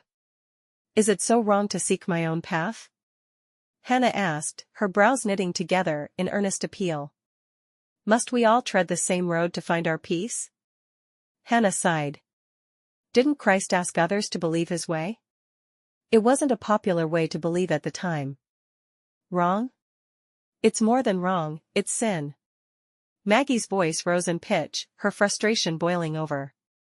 You've deceived us all, turning your back on salvation. Deceiving was never my intent, Hannah protested. I only wished to live sincerely, without pretense. Without pretense. Maggie's laugh was sharp and bitter. Well, the charade ends now. She turned on her heel, her skirt swishing with the force of her departure. Wait, Maggie, please, Hannah began, but the words withered on her lips. She knew it was futile. Maggie was already striding toward the sanctuary where the congregation gathered, her mission clear. In moments, the whispers would begin, spreading like wildfire, through the pews. Hannah's atheism, once veiled in the privacy of her own heart, was now laid bare before the eyes of the faithful. With one heated argument, her secret had been exposed, and there was no taking it back. As Hannah approached the sanctuary, she could feel the weight of every gaze, the air thick with judgment and disbelief. The once welcoming smiles that greeted her upon every visit now curled into frowns, as eyes hastily diverted when she attempted to meet them. Did you hear about Hannah, the pastor's wife? One woman murmured to another as Hannah walked past. Shoo, the other replied, don't look now. She's coming this way. Where there had been warm handshakes and pats on the back, there was now a deliberate void around Hannah, an invisible barrier erected by the souls she had sat beside Sunday after Sunday. The familiar hum of friendly banter that had always filled the church halls seemed hushed, as though the revelation of her disbelief had stolen the congregation's voice. Good morning, Mrs. Aldridge, Hannah greeted with a polite nod as she passed the elder woman who often praised her lacework. Mrs. Aldridge, whose stern visage appeared more pinched than usual under her wide-brimmed hat, gave Hannah a curt nod, no words, no warm greeting, only a cold acknowledgement before turning away. In the corner, a group of women who usually implored Hannah to join their sewing circle now fell silent as she neared. They exchanged glances, their mouths set in disapproving lines, as they clutched their Bibles tighter to their chests. Not one offered an invitation. Not one uttered a pleasantry. It was clear, they saw her as a lost cause, a sinner beyond redemption. Mr. Thomas, Hannah ventured, approaching the kindly old man who had a great deal of influence over the congregation, might I have a word? Child, he began, the lines on his face deepening with discomfort, this is neither the time nor the place. His eyes, usually so full of gentle wisdom, were clouded with something akin to pity as he shuffled away. Hannah's presence was now an inconvenience at best, an affliction at worst. No longer the skilled lace-maker, the friend, the confidant, she was the outcast, the skeptic, the unbeliever. The subtle shift in her world was as jarring as it was swift. All because she had dared to embrace a truth that lay outside the boundaries set by those around her. It didn't take long for her sisters to join her. All 9 of them, for Jane had arrived and was trying to find a husband of her own. Standing with her siblings amidst the shunning crowd, Hannah held on to her dignity like a shield. As she moved to take her seat in the front row of the church, her sisters moved with her, and they all shared a pew. Hannah thought they should be sitting with their husbands, but her sisters would give her all the support they could muster.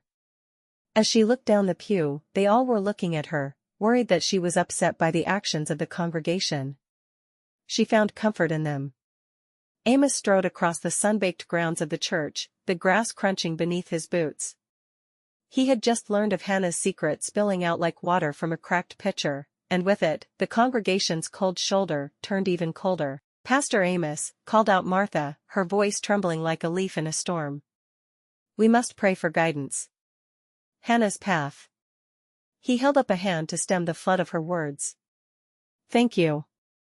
Your concern is noted." His reply was curt, a mix of ire and sorrow battling for dominion. As he entered the fellowship hall, the whispers hushed, and pairs of eyes darted away. They all knew he'd come to face Maggie, the one who loosed the truth like an arrow without aim. Pastor Kauffman greeted old Mr. Williams, his tone as dry as the dust outside. "A trying day, isn't it?" "Yes, it is," Amos replied, his eyes scanning the room until they fell upon Maggie, standing by the window, sunlight igniting the flame of her hair. "May I have a word?" Amos asked, though his firm voice spoke less of a question and more of a summoning. "Of course, Pastor," Maggie said, her voice lacking its usual warmth as she followed him into the quiet sanctuary, away from prying ears. Once the door clicked shut behind them, Amos faced Maggie, his countenance etched with the gravity of the moment. "Maggie, what compelled you to reveal such a thing? To lay bare a secret that was not yours to tell?" Maggie's eyes flickered with uncertainty. "I thought. Did you think of the consequences? Of how this would bruise Hannah's spirit and divide our flock?" Amos's voice rose, his words laced with a rare harshness. "Amos, I only meant to protect the sanctity of the church." He interrupted, the disappointment in his voice clear as the ringing of the church bell. "We are called to love, Maggie. To embrace those in doubt with open arms, not cast them aside. People like you are why Hannah had doubts in the first place. People who are Christians in public, but willing to say anything in private." She faltered, her resolve crumbling like dry earth underfoot. "I feared for our community, for the souls of our children." Her disbelief, "It's like a weed in our garden of faith." "Then we tend to the garden with care," Amos retorted. "We do not scorch the earth. We must remember Christ's love, his compassion. This," he gestured vaguely, "is far from it." Maggie bowed her head, chastened. "I never intended harm." "Yet harm has been done," Amos said gently, the anger seeping from his voice, leaving behind a well of sadness. "We must now mend what has been torn. And that begins with understanding and forgiveness, not judgment." Maggie nodded, her eyes glistening with unshed tears. "What shall I do?" "Seek forgiveness from Hannah, show the congregation that repentance is sincere. It is the first step to healing," Amos advised, his demeanor softening. "Why should I seek forgiveness from a non-believer?" Maggie asked, straightening her spine. "Her heart is kind," Amos assured her. "But you should be showing a non-believer how a true Christian lives. How they admit their wrongs." They stood silent for a moment, the weight of their conversation settling over them like the heat outside.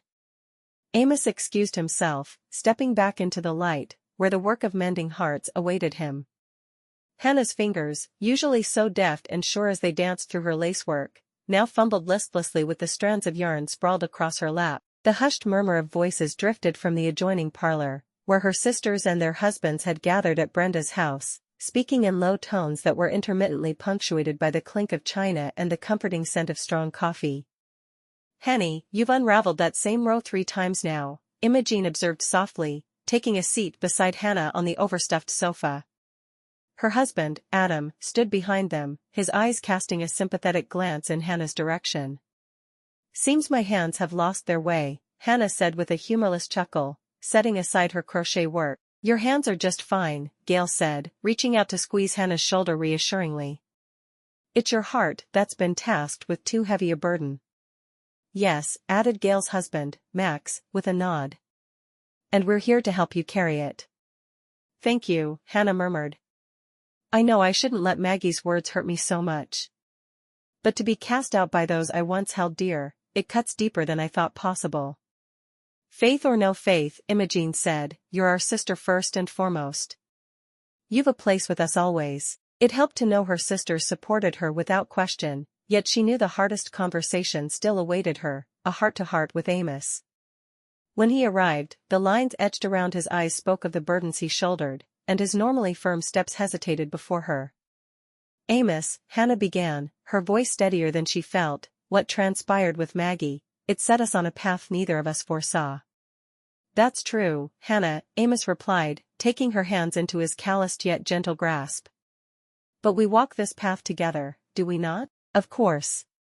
She squeezed his hands, finding strength in their connection. But your congregation. Our sheep sometimes led astray, Amos finished for her with a soft but rueful smile. My role as shepherd is to guide them back with understanding, not force. And what if they refuse to follow? Hannah's brow creased with worry, her gaze searching his face for answers. Then we shall find a new congregation, if necessary, Amos said firmly, the conviction in his voice leaving little room for doubt. One built on respect and love, rather than judgment. Respect and love, Hannah repeated, allowing herself a small smile. A fine foundation for any union, I think. More than fine, Hannah. We're building our marriage on respect and love as Christ commanded. I want the same for my congregation, Amos said. Hannah felt the weight of the day begin to lift ever so slightly. In the eyes of her beloved, reflected in the golden light of dusk, she glimpsed the promise of a future where love might truly conquer all. The sun had begun its ascent into the cerulean sky, casting a warm glow through the stained glass windows of the small church as Amos Kauffman stood behind the wooden pulpit. His hands rested lightly on the edges, his fingers tracing the familiar grooves in the wood, a silent prayer for guidance before he addressed his flock. In his heart, Amos harbored no animosity toward those who had turned their backs on Hannah. Instead, he sought to sow seeds of understanding in soil that had grown fallow with judgment. Brethren, Amos began, his voice steady and sure, we are gathered here in the house of our Lord, a sanctuary built upon the bedrock of Christ's love. It is this love that must be the compass by which we navigate the complexities of our existence. A hush fell over the congregation, the rustling of Sunday finery and the creaking of wooden pews stilled by the gravity of his words. He spoke of the Good Samaritan, weaving the age-old tale with a cadence that suggested both reverence and urgency. Consider, he implored, if we are to walk in the footsteps of our Savior, should we not extend our hands to those who may stumble? Should we not offer solace rather than scorn? Meanwhile, outside the church walls, beneath the sprawling branches of an old oak tree, Hannah stood flanked by her sisters. Their presence beside her helped her to remain strong and keep her head up. You don't need to go inside if it pains you so, Amy said, her hand resting gently on Hannah's back. Perhaps not, Hannah replied, her gaze fixed on the church's modest steeple, piercing the sky. But my place is beside Amos. To hide would be to give credence to their whispers. With a fortifying breath, Hannah smoothed the fabric of her dress, a simple garment devoid of the frills and fancies that adorned the attire of her peers. Inside, Amos continued, his sermon reaching a crescendo of compassion. So let us not be quick to cast stones, for in doing so, we forsake the very essence of grace. Let us, instead, open our hearts to the possibility of redemption, for it is in forgiveness that we truly emulate Christ. As the final words echoed through the church, Hannah entered, her head held high despite the weight of countless eyes upon her, all of her sisters walking with her. A murmur rumbled through the congregation, but she remained undeterred, moving forward until she stood at the back of the church. Today, I stand before you, not as a shepherd seeking your validation, Amos said, but as a man who has chosen love, unwavering and unconditional, as the cornerstone of my life. Hannah felt tears prick the corners of her eyes, not from sorrow, but from the pride and affection that swelled within her chest. She knew the road ahead would be fraught with challenges, yet in that moment, as Amos's words enveloped her like a comforting shawl, she understood that together they could weather any storm. Let us pray, Amos beckoned, and heads bowed in reverence. Amos stood at the pulpit, his sermon lingering in the air. As his words settled over the congregation, a quiet shift began to ripple through the pews. Did you hear what Amos said about forgiveness? Whispered Martha, her bonnet strings quivering with the tremor of reconsideration. Perhaps we've been a mite too hasty in our judgments. Yes, I think you're right, murmured Mr. Thomas, stroking his graying beard thoughtfully. The good book does say, judge not lest ye be judged. Around them, heads nodded slowly, faces etched with introspection.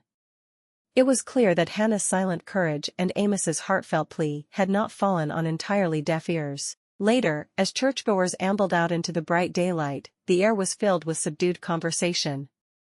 The usual Sunday pleasantries were tinged with an undercurrent of unease, but some reached out to Hannah with hesitant smiles, their eyes softening, a small yet potent olive branch extended in the wake of division. "Hannah," called old Mrs. Perkins, her voice quavering like the warble of a sparrow. "Your lacework. I wondered if you might consider making a cover for my family Bible?" Hannah, taken aback by the unexpected overture, felt her heart buoy ever so slightly. "I'd be honored, Mrs. Perkins," she replied, already imagining the delicate patterns she would create. Hannah found herself beside Amos, away from the prying eyes and whispering lips of the community. They stood hand in hand, their gazes locked in an unspoken vow that transcended the clamor of the world around them. "Amos," Hannah said, her voice steady despite the turmoil of recent days, "I never meant for any of this to touch you, your reputation, your standing." "Shush now, Hannah," Amos said gently, squeezing her hand. "We both knew this path wouldn't be lined with roses, but it is our path, one we walk together. Even if the whole town turns against us?" Her eyes searched his, seeking the certainty that had been missing since Maggie's betrayal split open their lives. "Even then," Amos affirmed, his voice imbued with the same conviction that had steadied his congregation time and again. "For if we have love and faith in each other, what more do we truly need?" "Love and faith," Hannah said, allowing herself a faint smile. "It sounds almost like a prayer." "Perhaps it is," Amos said with a laugh, his eyes crinkling at the corners. "And maybe, just maybe, it'll be answered." Chapter 11. Amos sat in the parlor of his family's home. It was a modest space, adorned with well-worn furniture that hinted at generations of familial gatherings and solemn discussions. The air was thick, not only with summer warmth but also with the impending confrontation he knew was brewing. "Son," his father said, "your mother and I have given considerable thought to this matter." There was no need to elaborate. They all knew the subject at hand was Hannah. His mother interjected, her words clipped with disapproval. "The girl is unconventional, Amos. Her beliefs, or rather, lack thereof, could bring scandal upon us all." Amos's fingers tightened around the brim of his hat, an unconscious gesture of anxiety. His parents' parlor, once a sanctuary of spiritual solace, now seemed to constrict around him, the walls echoing their concerns about reputation and propriety. "Father, mother," he said, his usual calm authority wavering, "I cannot deny that Hannah's views differ from ours.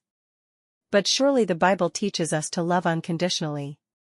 He paused, struggling to articulate the turmoil within. Love for Hannah battled with respect for his family and his pastoral duties. "Love, yes. But wisdom, too," his father countered sternly. "A pastor's wife is more than a partner. She's a reflection of his faith." "Her soul is gentle," Amos defended, though his own voice betrayed him with its tremble. "And her kindness to the orphans, unmatched."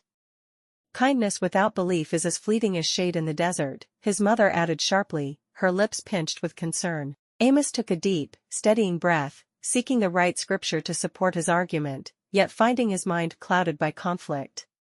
Love had led him to Hannah, but duty anchored him to tradition and expectation. He gazed past his parents, to the open window where the sun was setting, casting long shadows across the floor. In that moment, he understood the true test of his faith was not just in his ability to lead a congregation but in honoring his heart's choice without forsaking his flock. "Perhaps," he said slowly, his decision clear as the twilight sky, "the Lord has placed Hannah in my life to teach us all the breadth of his love." "Son," his father said, his voice a blend of disappointment and resolve, "your choice to wed Hannah. It wasn't just about the two of you. It's about our testimony to the world, the example we set." "Mother, father," Amos replied, his voice measured but tinged with a subtle plea for understanding, "Hannah may not share our convictions, but she has a heart open to God's grace. Is it not our duty to guide and nurture rather than condemn? would Christ have condemned her? Guidance is one thing, Amos, his mother said. But to be yoked with someone who does not share our faith is quite another. It invites doubt into our midst.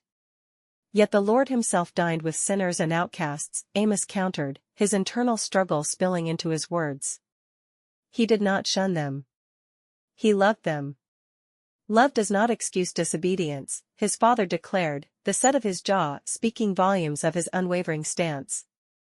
The pastor shifted uneasily, feeling the familiar calluses on his palms that bore witness to his laborious days. Finding the right words was akin to plowing through an overgrown field, each sentence a furrow that needed careful tending.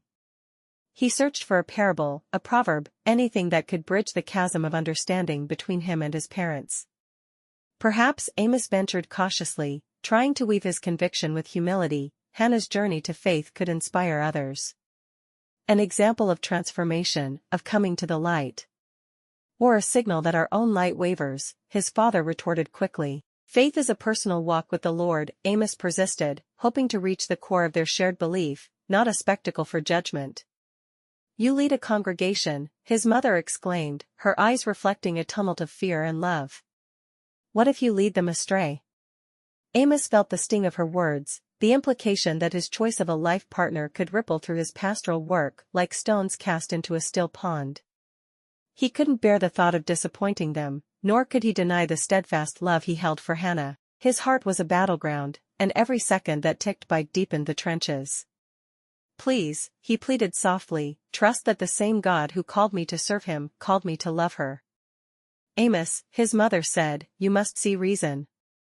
Your union with Hannah. It's unnatural in the eyes of our community. It's not about what others think, Mama, Amos replied. He turned to face his parents, the lines of worry etched deeply into their faces. It's about what's true in my heart. True in your heart? His father asked. Son, your heart can be deceived. It is the word that must guide you. Is it deceiving me, or is it simply leading me down an unexpected path? Amos challenged, the words spilling forth from a spring of conviction. An unexpected path fraught with peril, his father countered sharply. You risk the very soul of our congregation, aligning yourself with a woman who refuses to embrace the cornerstone of our faith. Love, Pa, Amos said, softening his voice in a bid for understanding. Isn't love the true cornerstone? I do not ask her to feign belief for my sake. That would be the greater deceit. Love, his mother whispered, but love must be guided by truth, Amos. And her truths are so very different from ours. Perhaps Amos conceded, the weight of the moment resting heavily upon his shoulders. But does that make them less worthy? Your role is to shepherd, not be led astray. His father's fist came down upon the mantel, a punctuation mark to his fervent declaration. And yet, even a shepherd must follow the voice he knows to be true, Amos said, feeling the pull of his own convictions tugging against familial duty. Enough, his father said, standing tall and resolute. We have given you our counsel, son. Now you must choose. Will you honor the legacy of this family, or will you cast your lot with a woman who does not share our vision of eternity? I've married her already. Do you want me to divorce? Wouldn't that bring greater shame to the family? Hannah is a good, sweet woman, who cares deeply for those around her. And she's not good enough to be my wife? Neither of you have bothered to get to know her. You must choose, his father repeated. In that moment, Amos knew that whichever choice he made, a part of him would be lost. Amos stepped outside. The conversation with his parents had left him confused about what to do. Seeking refuge under the shade of a sprawling oak, he folded his rough hands and bowed his head, his lips moving silently in prayer. Lord, he said, you know the yearnings of my heart and the trials that test my spirit. I seek your guidance, for the path laid before me is overwrought with thorns and uncertainty. He paused, listening to the gentle rustle of leaves above him, hoping for a sign, a whisper of divine wisdom, to guide his troubled soul. Yet, the only response was the distant caw of a crow, cutting through the stillness. Amos's faith was steadfast, but he knew well that answers from heaven were not always swift nor easily discerned. Grant me the strength to act with righteousness, he continued, that my choices may honor you and bring peace to those I hold dear. His prayer complete, Amos opened his eyes and rose to his feet, the weight of his decision no lighter upon his shoulders. With purpose, he made his way across the expanse of dry land to where Adam Kelso tended to a spirited mare. Adam's calm presence seemed to still the air around him, and even the mare, a creature of wild heart, seemed to respect his gentle touch. "Adam," Amos called out as he approached. Adam turned, offering a nod of recognition. "Amos, what brings you out this way? Something troubling you?" His keen eyes missed little, and he could read the unease etched on Amos's face as easily as he could read the skies for signs of rain. "Yes, there is," Amos confessed, leaning against the fence. "I've been given an ultimatum by my parents concerning Hannah, and, well, the very fabric of my life hangs in the balance." "An ultimatum?" Adam's voice was steady, betraying no judgment, only a willingness to listen. "Choose between my duty to my family and congregation, or stand by Hannah's side, knowing full well it might tarnish my reputation, and perhaps my effectiveness as a pastor," Amos explained, the words tasting bitter on his tongue. "Reputation doesn't matter as long as you are doing right in the eyes of the Lord," Adam said, stroking the mare's mane. "It holds value only in the eyes of others.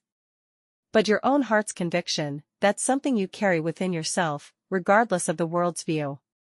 "Yet, can a man lead if he stands apart?" Amos asked, seeking the counsel he knew Adam was uniquely positioned to provide.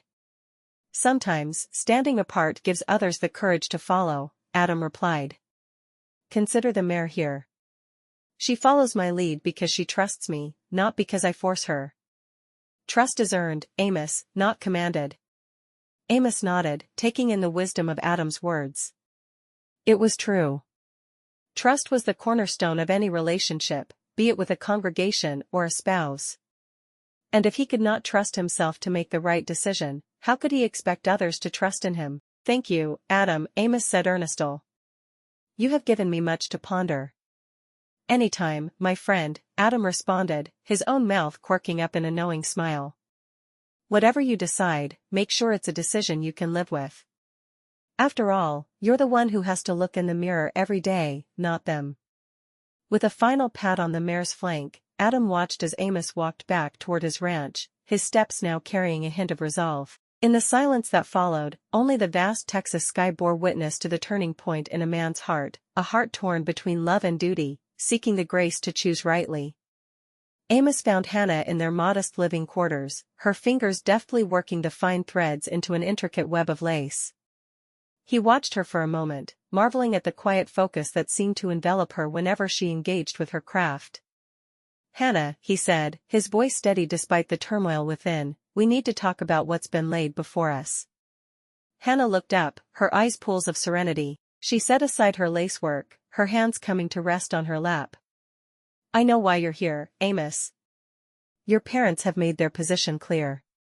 Her voice held no trace of anger, just a note of resignation. "Yes, they have," Amos sighed, pulling up a chair beside her. "My role as pastor, our standing in the community, the very fabric of our union, it's all hanging by a thread." "Because I don't share your faith?" Hannah's eyebrow arched slightly, a silent challenge in her otherwise calm demeanor. "More than that," he confessed.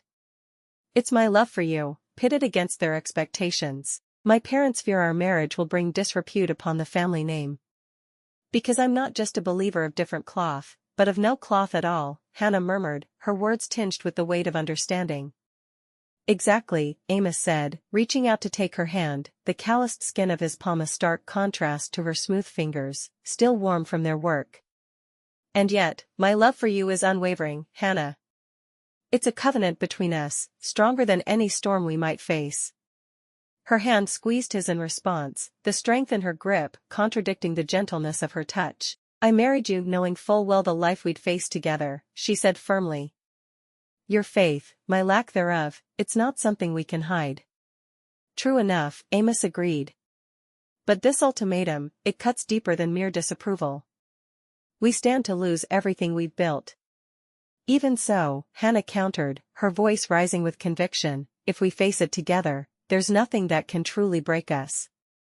Our beliefs may differ, but our hearts beat as one, Amos." "Then we'll stand united," he declared. Let them question our choices. Our bond won't be shaken. They say a house divided against itself cannot stand. But ours isn't divided, Hannah finished, a smile touching her lips. It's built on something stronger than stone or timber. It's built on love. Love and trust, Amos corrected gently, drawing her close. I think those are the true pillars of our home. Then let's not allow anyone to tear it down, she whispered, resting her head against his shoulder. Never, he vowed, the promise resounding in the quiet room, a sacred pledge that bound them beyond words or creed, a testament to their shared journey, come what may. Amos stood before the small wooden altar in the empty chapel. He traced his calloused fingers over the polished surface, worn smooth by years of reverent touches. Lord, grant me wisdom, he murmured. Sweat beaded at his brow, not solely from the high noon swelter, but from the fevered turmoil that gripped his heart. Hannah's words lingered in his mind, fortifying yet fraying his resolve all at once. They had vowed to stand united, but now the very foundation of that unity was called into question. His parents' ultimatum loomed over him, a mountainous shadow, threatening to engulf the little life he and Hannah had built together. Amos, you were raised to shepherd your flock with conviction, he reminded himself, though the words sounded hollow in the vastness of the church. But what is a shepherd without his partner, his equal in spirit, if not in belief? The silence offered no answer, only a reflection of his own doubts. Must I truly choose?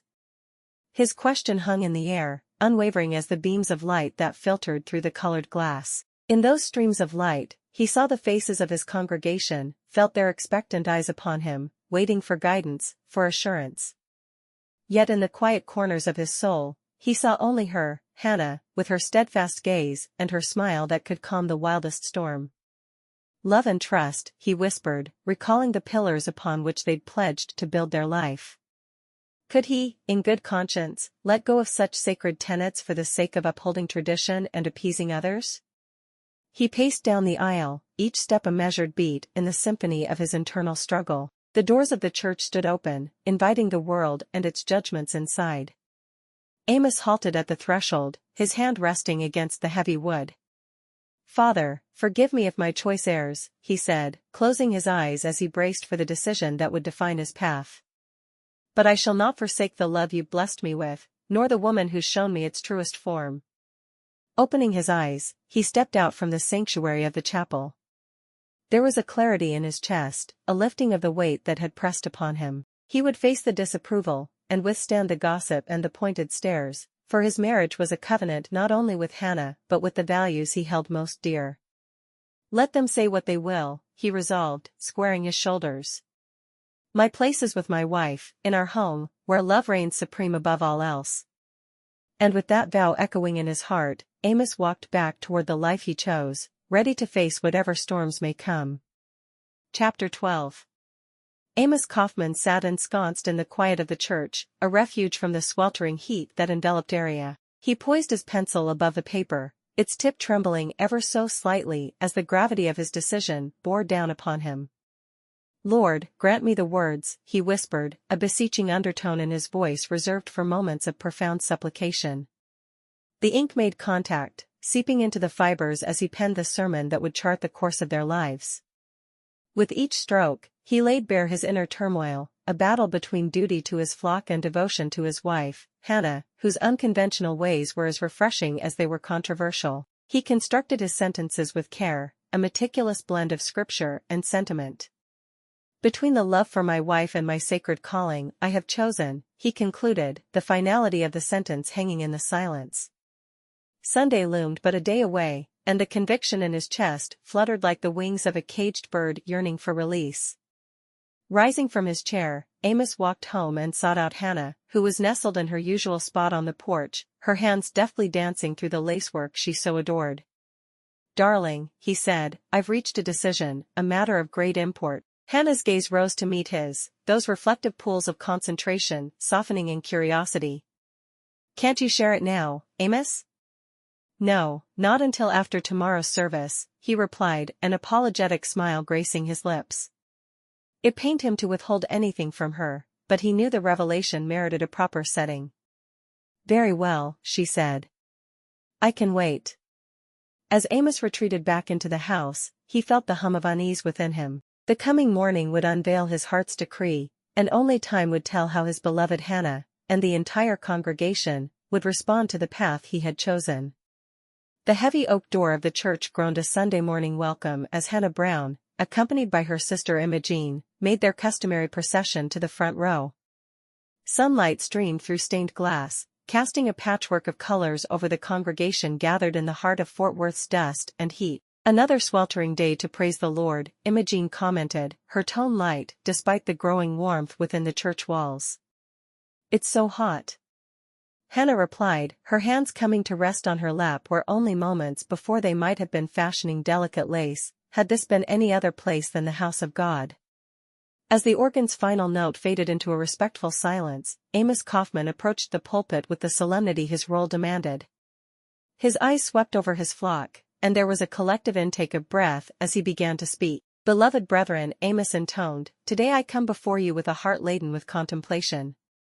Hannah felt a flutter in her chest that bore no resemblance to the usual tranquil rhythm she maintained during Amos's sermons. Beside her, Imogene leaned forward, eagerness etched on her youthful face. "Many a night I've wrestled with my duties as your shepherd," Amos continued, his gaze briefly locking with Hannah's. "And after much prayerful deliberation, I've reached a decision about the path I must walk." The words hung in the air like the dust motes caught in the sunlight, a tangible sign of change on the horizon. "Thus, it is with a humble spirit that I announce my departure from this ministry," Amos declared, the weight of his admission pressing down on the room. A collective gasp rippled through the pews, heads turned, eyes widened, and whispers raced like wildfire. Hannah's calm facade held, though inside she was filled with questions and concerns. With a grace born of years at the pulpit, Amos gestured toward a figure seated near the back. "Adam Kelso, if you would join me." Adam rose, and he strode up the aisle and took his place beside Amos. The two men presented a stark contrast, the minister in his unassuming garb, Adam in attire that hinted at labor and life beyond these sacred walls. "Many of you remember that Adam and I walked the path of seminary together," Amos said, placing a hand on Adam's shoulder. "Though life led him to a different calling, he has never turned his back on his ordination or on this community." Adam nodded, his expression solemn but not without a glimmer of resolve. "I am honored to serve as your interim minister while you seek out a new pastor," he said, his voice steady and sure. "This congregation holds a special place in my heart." Hannah watched as the congregation absorbed this news, her own heart grappling with the reality of Amos's choice. She sensed the subtle shift in the room, from shock to acceptance, and knew that whatever lay ahead, they would all face it together. Hannah's fingers clutched a crumpled handkerchief as though it were a lifeline. Her shoulders trembled with the weight of suppressed sobs while she sat in the front pew, her gaze fixed on the man at the pulpit. Amos's voice was a low rumble that filled the church, but to Hannah, each word landed like a pebble into the still waters of her heart, causing ripples of profound sadness. The sermon stretched on, an elegy to a life they had both cherished, and with each scripture he quoted, each prayer he offered, the reality of Amos's impending departure from the ministry settled heavier upon her. The congregation sat in respectful silence, punctuated only by the soft sounds of Hannah's weeping. As the final amen echoed off the wooden rafters, Hannah felt a gentle hand upon her back. Imogene, ever the supportive sister, offered a silent comfort that Hannah could not yet accept. With the service concluded, the parishioners began to mill about, exchanging subdued murmurs and anxious glances. "Shall we?" Amos's voice was close, his hand outstretched. Hannah nodded, drying her eyes as best she could, and took his hand. Together, they exited the church, leaving behind the sanctuary that had been the epicenter of their shared life. The sun bore down upon them as they crossed the short expanse to the parsonage. "Amos," Hannah ventured, her voice barely above a whisper, "I did not foresee this choice of yours." He paused, turning to her with a look of solemn understanding. "I know," he replied, his tone tinged with the sadness of a man caught between love and duty.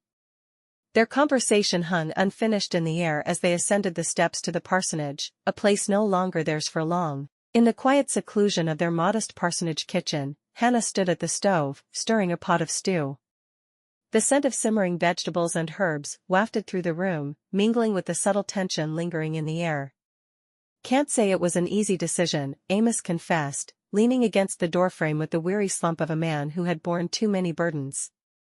But a divorce? That would have caused a scandal far worse than any sermon I could preach. Hannah Spoon paused mid-stir. She didn't turn to look at him, but her voice carried the steady resolve that was so characteristic of her. And what of love and all this talk of scandal? Ah, he said, his voice softening as he took a step closer. That's just it, Hannah. My love for you is not some whim to be tossed aside. It's the very foundation upon which my choice was made. She finally turned to face him, her eyes searching his. And if love is our foundation, she replied, then we'll endure whatever comes, won't we? A smile touched the corners of Amos's lips, a gentle affirmation of their shared strength. Before more words could be exchanged, they were interrupted by a firm knock on the door. Amos opened it to reveal Adam Kelso standing on their porch, his hat clutched respectfully in his hands. Forgive the intrusion, Adam began, the lines of concern etched deeply into his weathered face. But there's a matter at church requiring your presence. Both of you.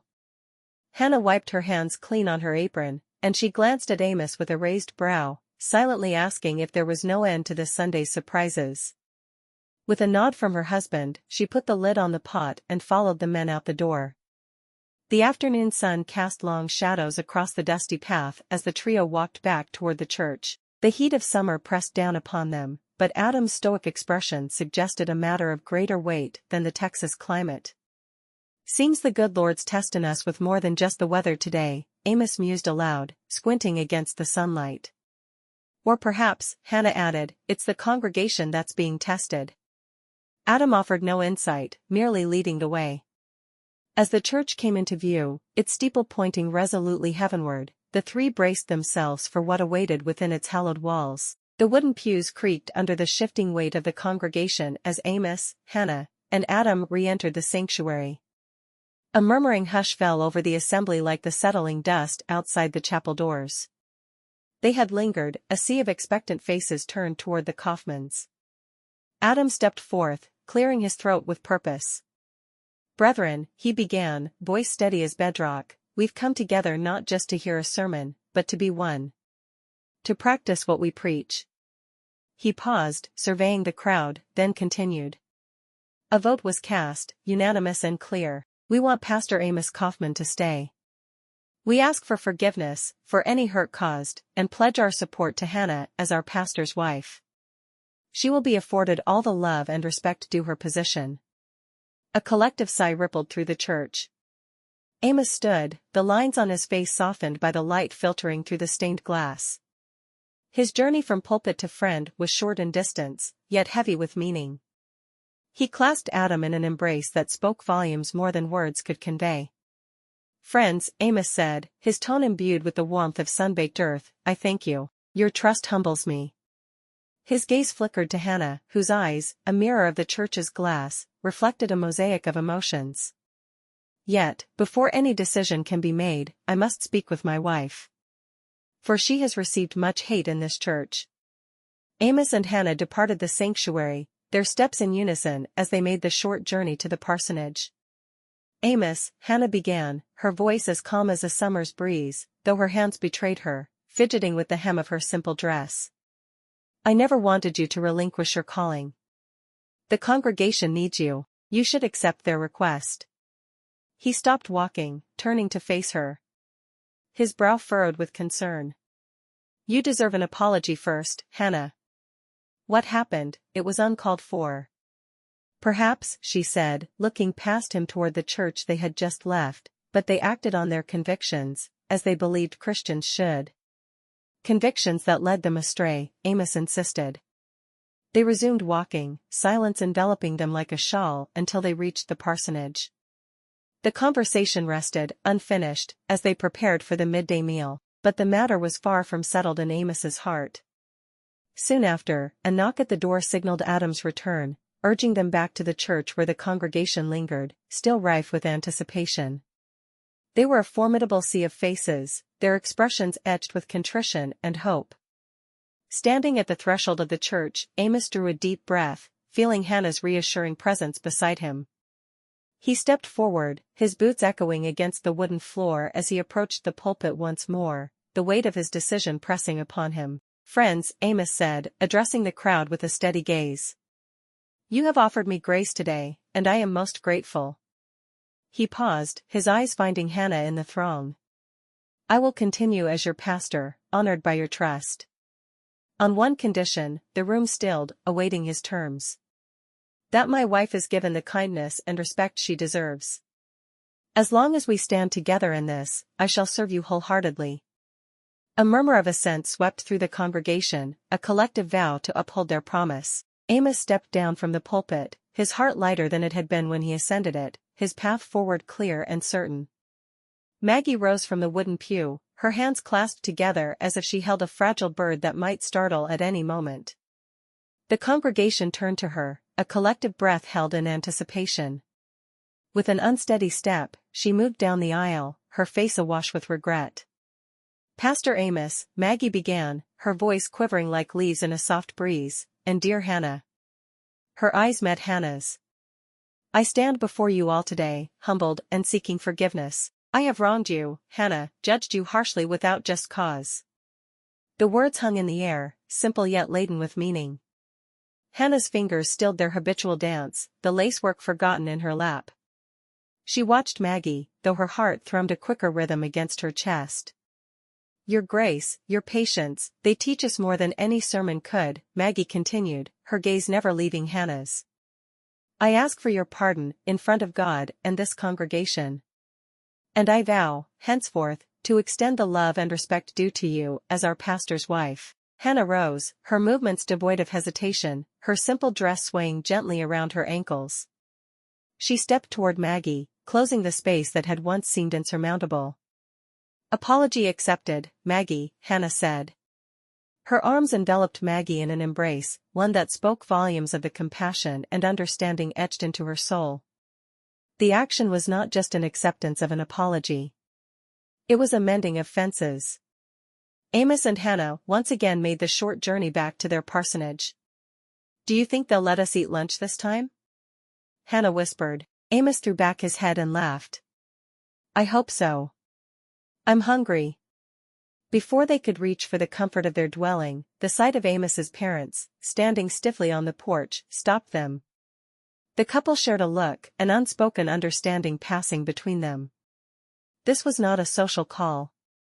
Their somber expressions foretold difficult conversations ahead. "Amos, Hannah," his father began, the brim of his hat clutched in weathered hands, "we've come to speak on matters of grave concern." "Indeed," his mother chimed in, her voice laced with disapproval. "We have prayed fervently, and the Lord has laid it upon our hearts to tell you plainly, you've chosen poorly, son." "Mother, father," Amos replied, his tone even as the land beneath their feet, "to turn away from my wife would be to forsake my vows, both to her and to him who joined us together." "Your wife stands against our faith," his father countered, his brow furrowing.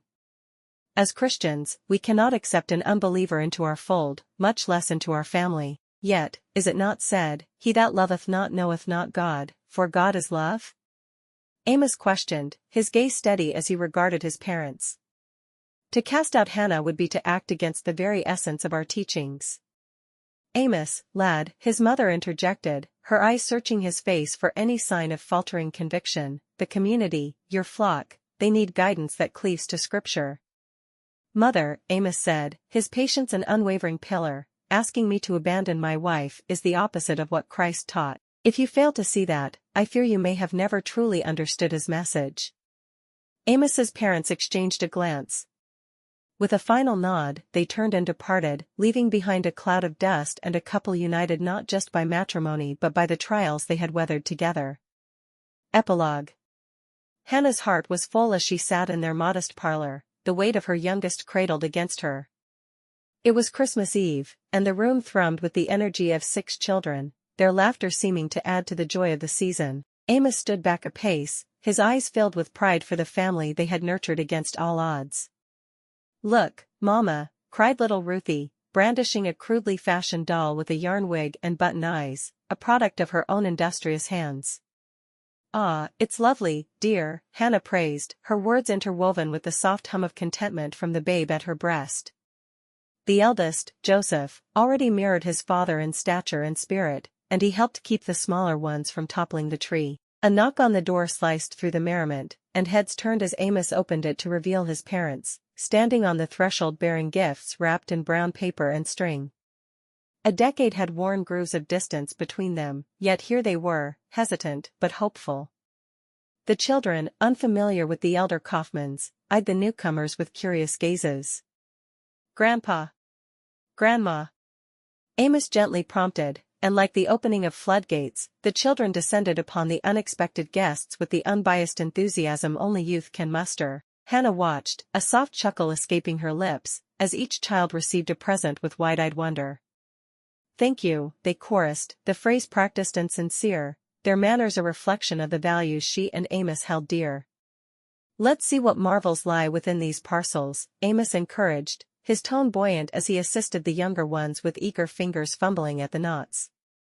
"Yes," Hannah agreed, her smile unwavering as she observed the scene, a tableau of reconciliation that needed no words to express its significance. After the exuberance of gift unwrapping had settled like the light dusting of snow outside, a quiet moment found its way into the family gathering. Mrs. Kauffman reached into the folds of her coat and produced a small, neatly folded square of fabric. With a gentle approach, she extended it toward Hannah, who had just managed to settle the youngest to her breast. "Dear Hannah," Mrs. Kauffman began, her voice quivering with emotion. "I brought you something special." Hannah received the offering, unfolding the beautiful handkerchief with care. Its fine linen was embroidered with delicate flowers. The craftsmanship spoke of hours by lamplight, of patient hands and a hopeful heart. "Mrs. Kauffman, this is exquisite," Hannah said, her eyes lifting to meet those of her mother-in-law. "Thank you. I will carry it with me to church every Sunday. It shall be my touch of grace." Mrs. Kauffman's eyes glistened with tears that threatened to spill over. "My dear girl," she said, her apology pouring forth like a confession long held back. "It is we who should be thanking you. You were always the right choice for our Amos. This much is clear now." Mr. Kauffman stood beside his wife, nodding in silent agreement. His gaze, typically reserved for matters of scripture and cattle, softened as he watched his son and daughter-in-law. "Your grace has been a blessing to us all," Mr. Kauffman added, his voice rumbling deep and sure. "You've shown us what truly matters." Hannah reached forth, her hands tenderly cradling the small bundle of joy that was Jeremiah. The baby cooed, oblivious to the weight of the moment as he was passed into the arms of his grandmother. Mrs. Kauffman's embrace was cautious at first, as if she were handling a delicate piece of porcelain, but soon tightened with an affection that had been restrained for too long. "Forgiveness is the very core of faith," Hannah said softly, her voice steady, despite the gravity of her words. "It is not mine to withhold." Her gaze lingered on the tiny face of her son, a living bridge between past hurts and future hopes. Mrs. Kauffman's eyes brimmed over, the tears that had been threatening now tracing silent paths down her cheeks. They fell like rain upon the soft blanket swaddling Jeremiah. Amos watched the exchange from the corner, his heart swelling with a pride he could hardly contain. He marveled at the ease with which Hannah extended mercy, a generosity that seemed as natural to her as breathing. Amos knew in his soul that had their roles been reversed, the path to forgiveness might have been a thorny one for his parents to tread. "Your heart is vast, my dear," Amos said, stepping forward to place a supportive hand on Hannah's shoulder. "Larger than the prairies that stretch beyond our home." With a smile, Hannah glanced up at him, her eyes reflecting the love she felt for both her husband and the family they had created together. In this moment, beneath the shadow of the cross and the light of newfound understanding, they stood together, united and stronger than ever before. The house was quiet, the soft sleep sounds of slumbering children weaving through the stillness like a lullaby. Amos lingered in the doorway of each room, assuring himself that his brood was nestled in their dreams, before he closed the last door with a silent click. Finally, Hannah sighed from where she sat on the sofa, her fingers idly tracing the pattern of the crochet throw she had made while she was pregnant with Joseph. The lamp cast a warm golden glow on her face, accentuating the peaceful contentment that settled over her features. Amos settled beside her, the weight of the day seeming to lift as he took her hand in his. "I cannot express the fullness of my heart," he said, his voice a gentle rumble in the quiet room. "I was starting to wonder if my parents would ever admit to their mistake." Hannah turned her hand within his grasp, linking their fingers. "And I am grateful for the strength you showed today, Amos. Having you there when your parents made their peace with me, it made all the difference in the world." He chuckled softly, the sound a testament to the joy bubbling within him. "My love for you grows with each passing day. The life we build together has surpassed even my wildest dreams." A soft smile played at the corners of her lips, the curve of her mouth speaking volumes of the journey they had traveled together. "I love you with every ounce of my being." Her admission hung between them, and Amos felt a swell of emotion rise within his chest. He leaned forward, capturing her lips with his own in a kiss that held the promise of all their tomorrows. "Then we are blessed beyond measure," he murmured against her lips. After the dance ended, Amos took a step closer, his hand still holding Hannah's as if the very notion of letting go was unfathomable. "Would it be too bold of me to say I believe our hearts speak a similar language?" he asked. "Not at all," Hannah replied. "I feel it too." Amos whispered the words that would bind their fates together. "Marry me, Hannah Brown. This very night. Let us take this leap into the unknown, side by side." Hannah's world narrowed down to the man before her, his earnest eyes reflecting a future she dared to envision. "Tonight?" she asked, her mind reeling with the suddenness of it all. "Tonight," Amos said again, his smile gentle and unwavering. "For when the heart knows, why wait?" Hannah nodded her assent. The decision was impetuous, reckless even, but it felt as right as the intricate patterns she crafted with such care. "Then yes," she said. "I will marry you tonight, Amos Kauffman." Adam Kelso stood with a Bible clasped in his hands, the soft glow of lanterns illuminating his face. He was dressed for the joyous occasion, yet his demeanor held the gravity of the sacred vows about to be exchanged. Amos stood beside him, an embodiment of calm certainty, his eyes only for Hannah. "Friends," Adam began, "we are gathered here this evening in God's house, to witness the union of these two people. Amos, do you take Hannah to be your lawfully wedded wife, to cherish in heart and soul from this day forward?" Adam asked, looking upon his friend with a sense of pride and camaraderie. "I do," Amos replied. "Hannah, do you take Amos to be your lawfully wedded husband, to cherish in heart and soul from this day forward?" Her answer came without hesitation. "I do," Hannah said. "Then by the power vested in me by God and the great state of Texas, I pronounce you husband and wife." Adam closed the Bible with reverence, a smile playing upon his lips. "You may kiss your bride." Amos lowered his head and kissed her for the first time, and she felt something so much more than she'd ever imagined she would feel when kissed by any man. As soon as he raised his head, Imogene grabbed Hannah in an embrace and whispered in her ear. "Hannah, you know that Amos is the pastor, don't you?" Hannah's heart faltered, her mind grappling with the revelation. The man whose gaze met hers, entwining their lives, led the spiritual guidance of the community. How had she overlooked this detail? "Imogene, what do you mean?" Hannah whispered back. "Amos, he leads the congregation here." "He's more than just a rancher, Hannah," Imogene said. Hannah stared at her sister for a moment, knowing she needed to tell Amos about her lack of beliefs, but knowing now was not the time. She would tell him as soon as they were alone, she promised herself. "Oh, dear, what have I done?" she whispered softly, so only her sister could hear. "Darlin', you've caught yourself a fine man," one matron beamed. "I had my eye on him for my daughter."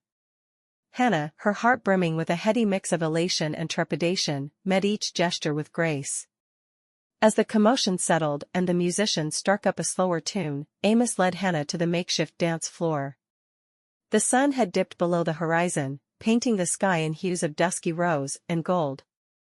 The lanterns dotted around Brenda's homestead flickered to life, casting a warm glow on the faces of the newlyweds. Amos's steps were sure, his hand steadying and tender at the small of her back.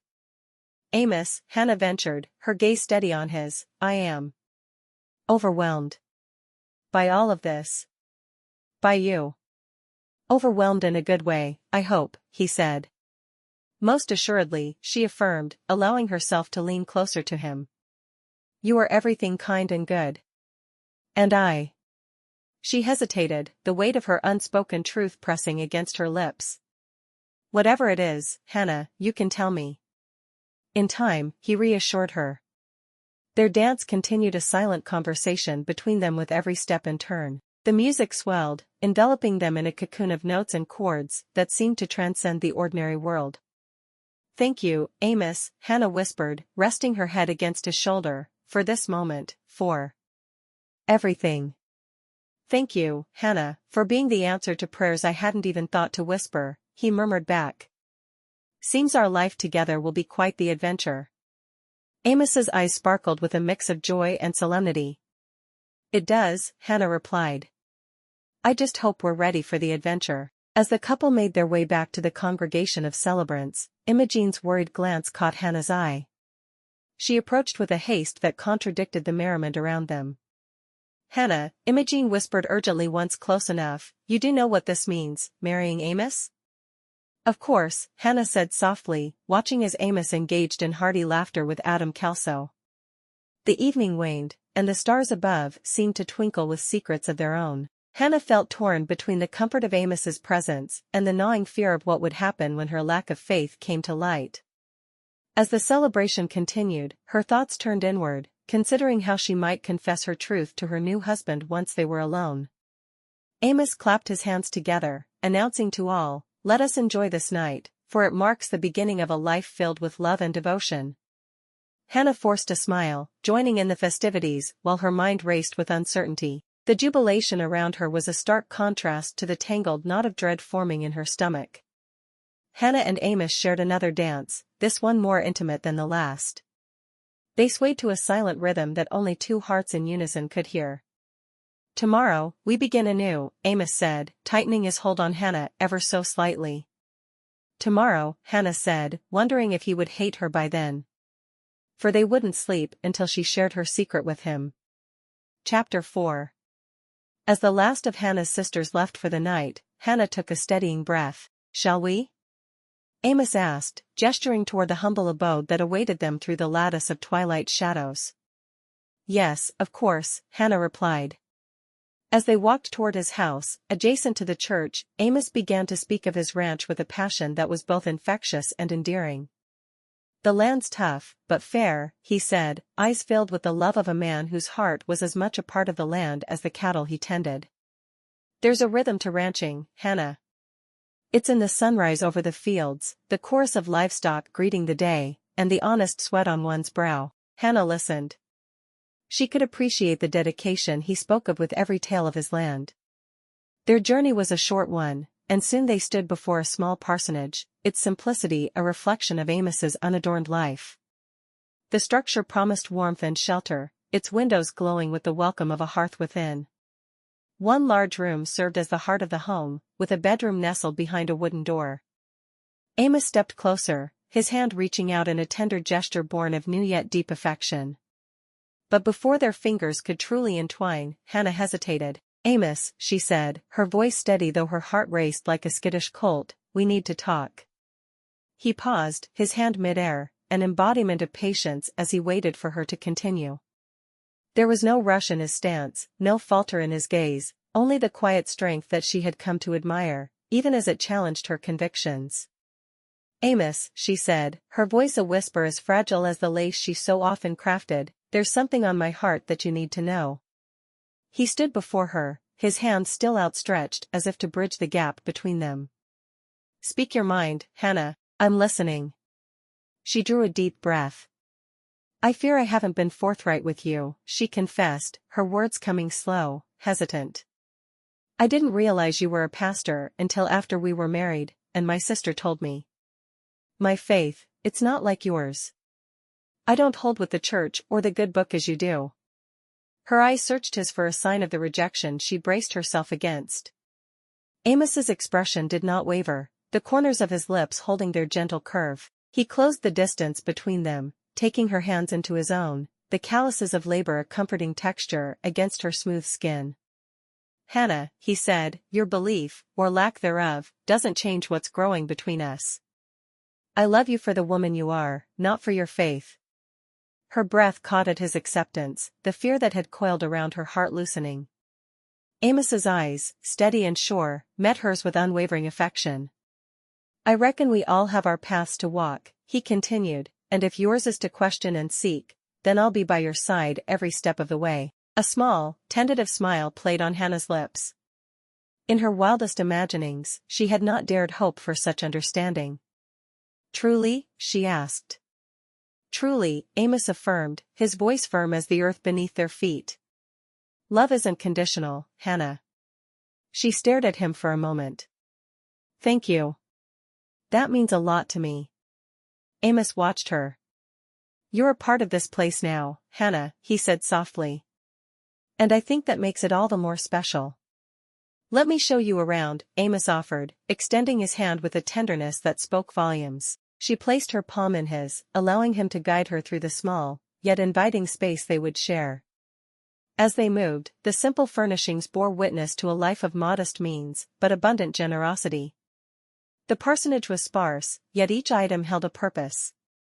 Here's where you'll add your touch, Hannah, Amos said, gesturing to the walls that yearned for the softness of a woman's care. I know money's tight, what with most of it going toward the church and those in need, but you'll have a bit set aside each week. For anything that'll make this place feel more like home to you. Her heart swelled at the thought. Not only had Amos accepted her as she was, but he also entrusted her with the sanctity of their home. The idea of transforming the humble dwelling filled her with purpose. Thank you, Amos, Hannah breathed. For understanding. For everything. Thank you, Hannah, Amos replied, the corners of his mouth lifting in a smile that reached his eyes. It's you who will make this house a home. Amos led Hannah across the threshold of the bedroom. She looked to him, her guide in this new uncharted expanse of matrimony and intimacy. Are you sure? He asked. Absolutely, Hannah replied, her eyes locked on his. His hand cradled her cheek. Leaning down, Amos pressed his lips to hers, a kiss that spoke of promises and shared futures. It was a simple gesture, void of pretense, as honest as the earth beneath their feet. The room seemed to hold its breath as they drew apart, only to find each other again in a series of tender kisses that marked the beginning of their shared journey. There was a reverence in the way Amos touched her.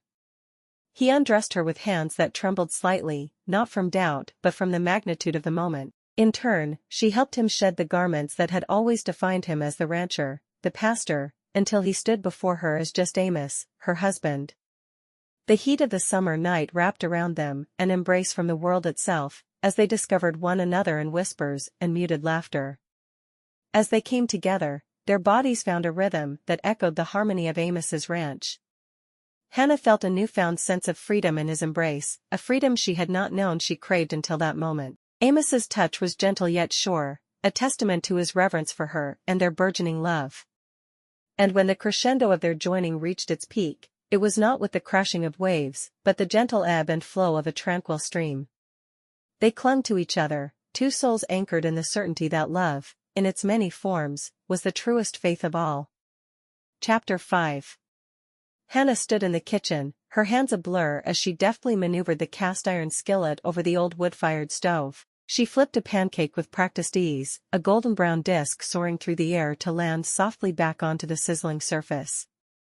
Her simple cotton dress swayed lightly with her movements, and a few stray locks of hair escaped her bun to frame her face. Around her, the morning light filtered through white lace curtains, casting a cheery glow on the neatly set table where two plates awaited their breakfast. The kitchen door creaked open and Amos entered, his presence immediately filling the room. His eyes gleamed with delight at the sight of the feast Hannah had prepared, and he inhaled deeply, savoring the smells. "Good morning, Hannah," Amos greeted her. He stepped closer and leaned in to plant a tender kiss on her cheek. "You've outdone yourself once again," Amos said, his words laced with admiration as he gestured toward the breakfast spread. "Your skill in the kitchen is truly a blessing." Hannah paused, a slight flush coloring her cheeks at the praise. She smiled, her hands continuing their work. "I'm glad it pleases you, Amos," she replied. "I wanted you to start your first Saturday of marriage with a good, hearty breakfast." It looks wonderful, Amos said, pulling out a chair and taking a seat at the table.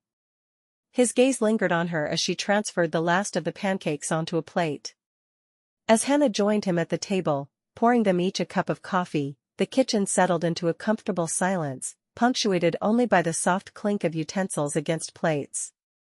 After the morning meal, Hannah retreated to the solace of the living room. The sunlight spilled through the windows, casting a gentle glow upon the delicate web of lace, taking shape under her fingers. Amos, having lingered silently in the doorway, finally stepped forward. "Hannah," he said, "I think we should take advantage of this beautiful day. A walk around the ranch sounds wonderful to me, as long as you're with me." She looked up from her lace, considering the invitation. Her gaze met his, noting the earnest expectation in his eyes, a hope for shared enjoyment of the world's natural splendors. It was a simple pleasure, yet one that Amos held dear, seeing in each leaf and bloom a reflection of divine craftsmanship. "That sounds like fun," Hannah replied. She set aside her work, the unfinished lace resting on the arm of her chair. Hannah stepped through the doorway into the heat of the sun, its rays kissing her cheeks with a warmth that contradicted the turmoil within her. Beside her, Amos walked with the ease of one whose every step was guided by an unwavering faith, a faith Hannah couldn't seem to grasp. "Amos," she said, "I marvel at the splendor of this world, truly. Yet, I confess, I still don't understand how people can believe in God." Amos regarded her with eyes that held no censure. "Hannah, the Lord's work is like the wind, unseen, but its presence felt. Consider the lilies of the field or the sparrows in flight. They don't work yet are cared for. Matthew chapter 6 tells us all about them." Her brow furrowed, and she glanced at the wide expanse of sky above them, so fiercely blue it almost dared her to question its creator. "I see the beauty, Amos, and it moves me," she admitted. "But to credit it all to a divine craftsman, 'Faith is the substance of things hoped for, the evidence of things not seen,'" he quoted softly, his gaze returning to the horizon where the land met the sky in perfect harmony. Hannah's hands clenched at her sides, the internal struggle casting shadows across her heart.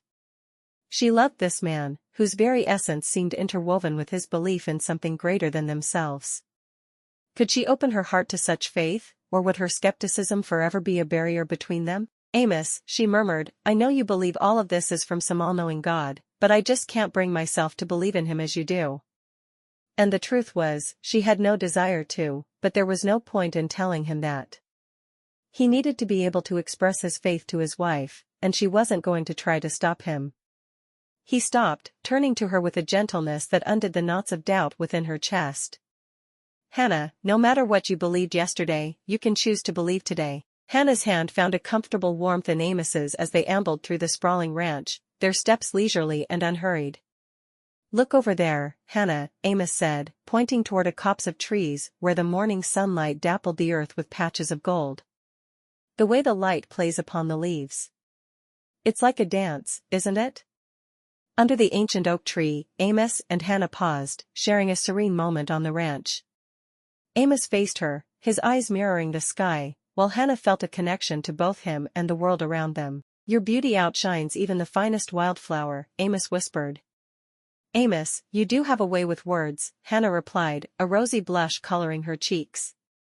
Without another word, Amos leaned down, his lips meeting hers in a kiss. It was a kiss that spoke volumes, a silent conversation between two souls slowly entwining.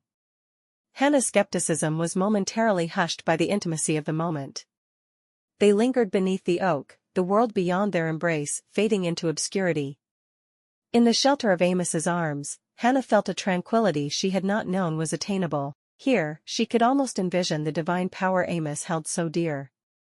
"Let's just stay here a while," Hannah suggested, her head resting against his chest, listening to the steady drumming of his heart. "Nothing would please me more," Amos murmured, holding her close. Amos broke the contented silence with a suggestion that startled Hannah from her thoughts. "Hannah, would you accompany me to Sunday service tomorrow? I think it might offer you a sense of fellowship and perhaps some guidance. And you'll gain a community in the people there. You need more people than your sisters and me in your life." Hannah's eyebrows knitted together as she considered the proposition. The idea of sitting in a crowd of believers was as daunting as threading the eye of a needle in dim light. However, she wanted to support the man she loved in all he did. "Amos," she said, her voice tinged with hesitation, "I'm not sure I'm someone who'd blend well with your congregation." "Your presence there wouldn't be about blending in, Hannah," Amos assured. "It's about being part of something greater, even if you're still finding your footing with faith." The notion stirred a whirlpool of thought in Hannah's mind. Could she really sit in a pew, surrounded by hymns, without feeling like an interloper? Yet, the earnest look in Amos's eyes coaxed her toward acquiescence. "All right, Amos. I'll go," she finally conceded, mustering a smile that didn't quite reach her skeptical eyes. "But I'm going as an observer, nothing more." She'd always been required to attend church while living in the foundling home, so she was used to being there. She just didn't much like it. "Fair enough," he replied. The following morning found Hannah perched on the edge of a polished wooden pew, her posture stiff as a board. The front row vantage offered no place to hide, laying bare every furrowed brow and sidelong glance. She watched as families filed in, all dressed in their Sunday best. The stained glass windows cast kaleidoscopic patterns upon the floor, painting the room with an ethereal glow that seemed to mock her discomfort. As Amos began his sermon, Hannah's attention flitted between his words and the congregation's reactions. Each scripture reading was met with nods and murmurs of agreement, a communal affirmation she could not share.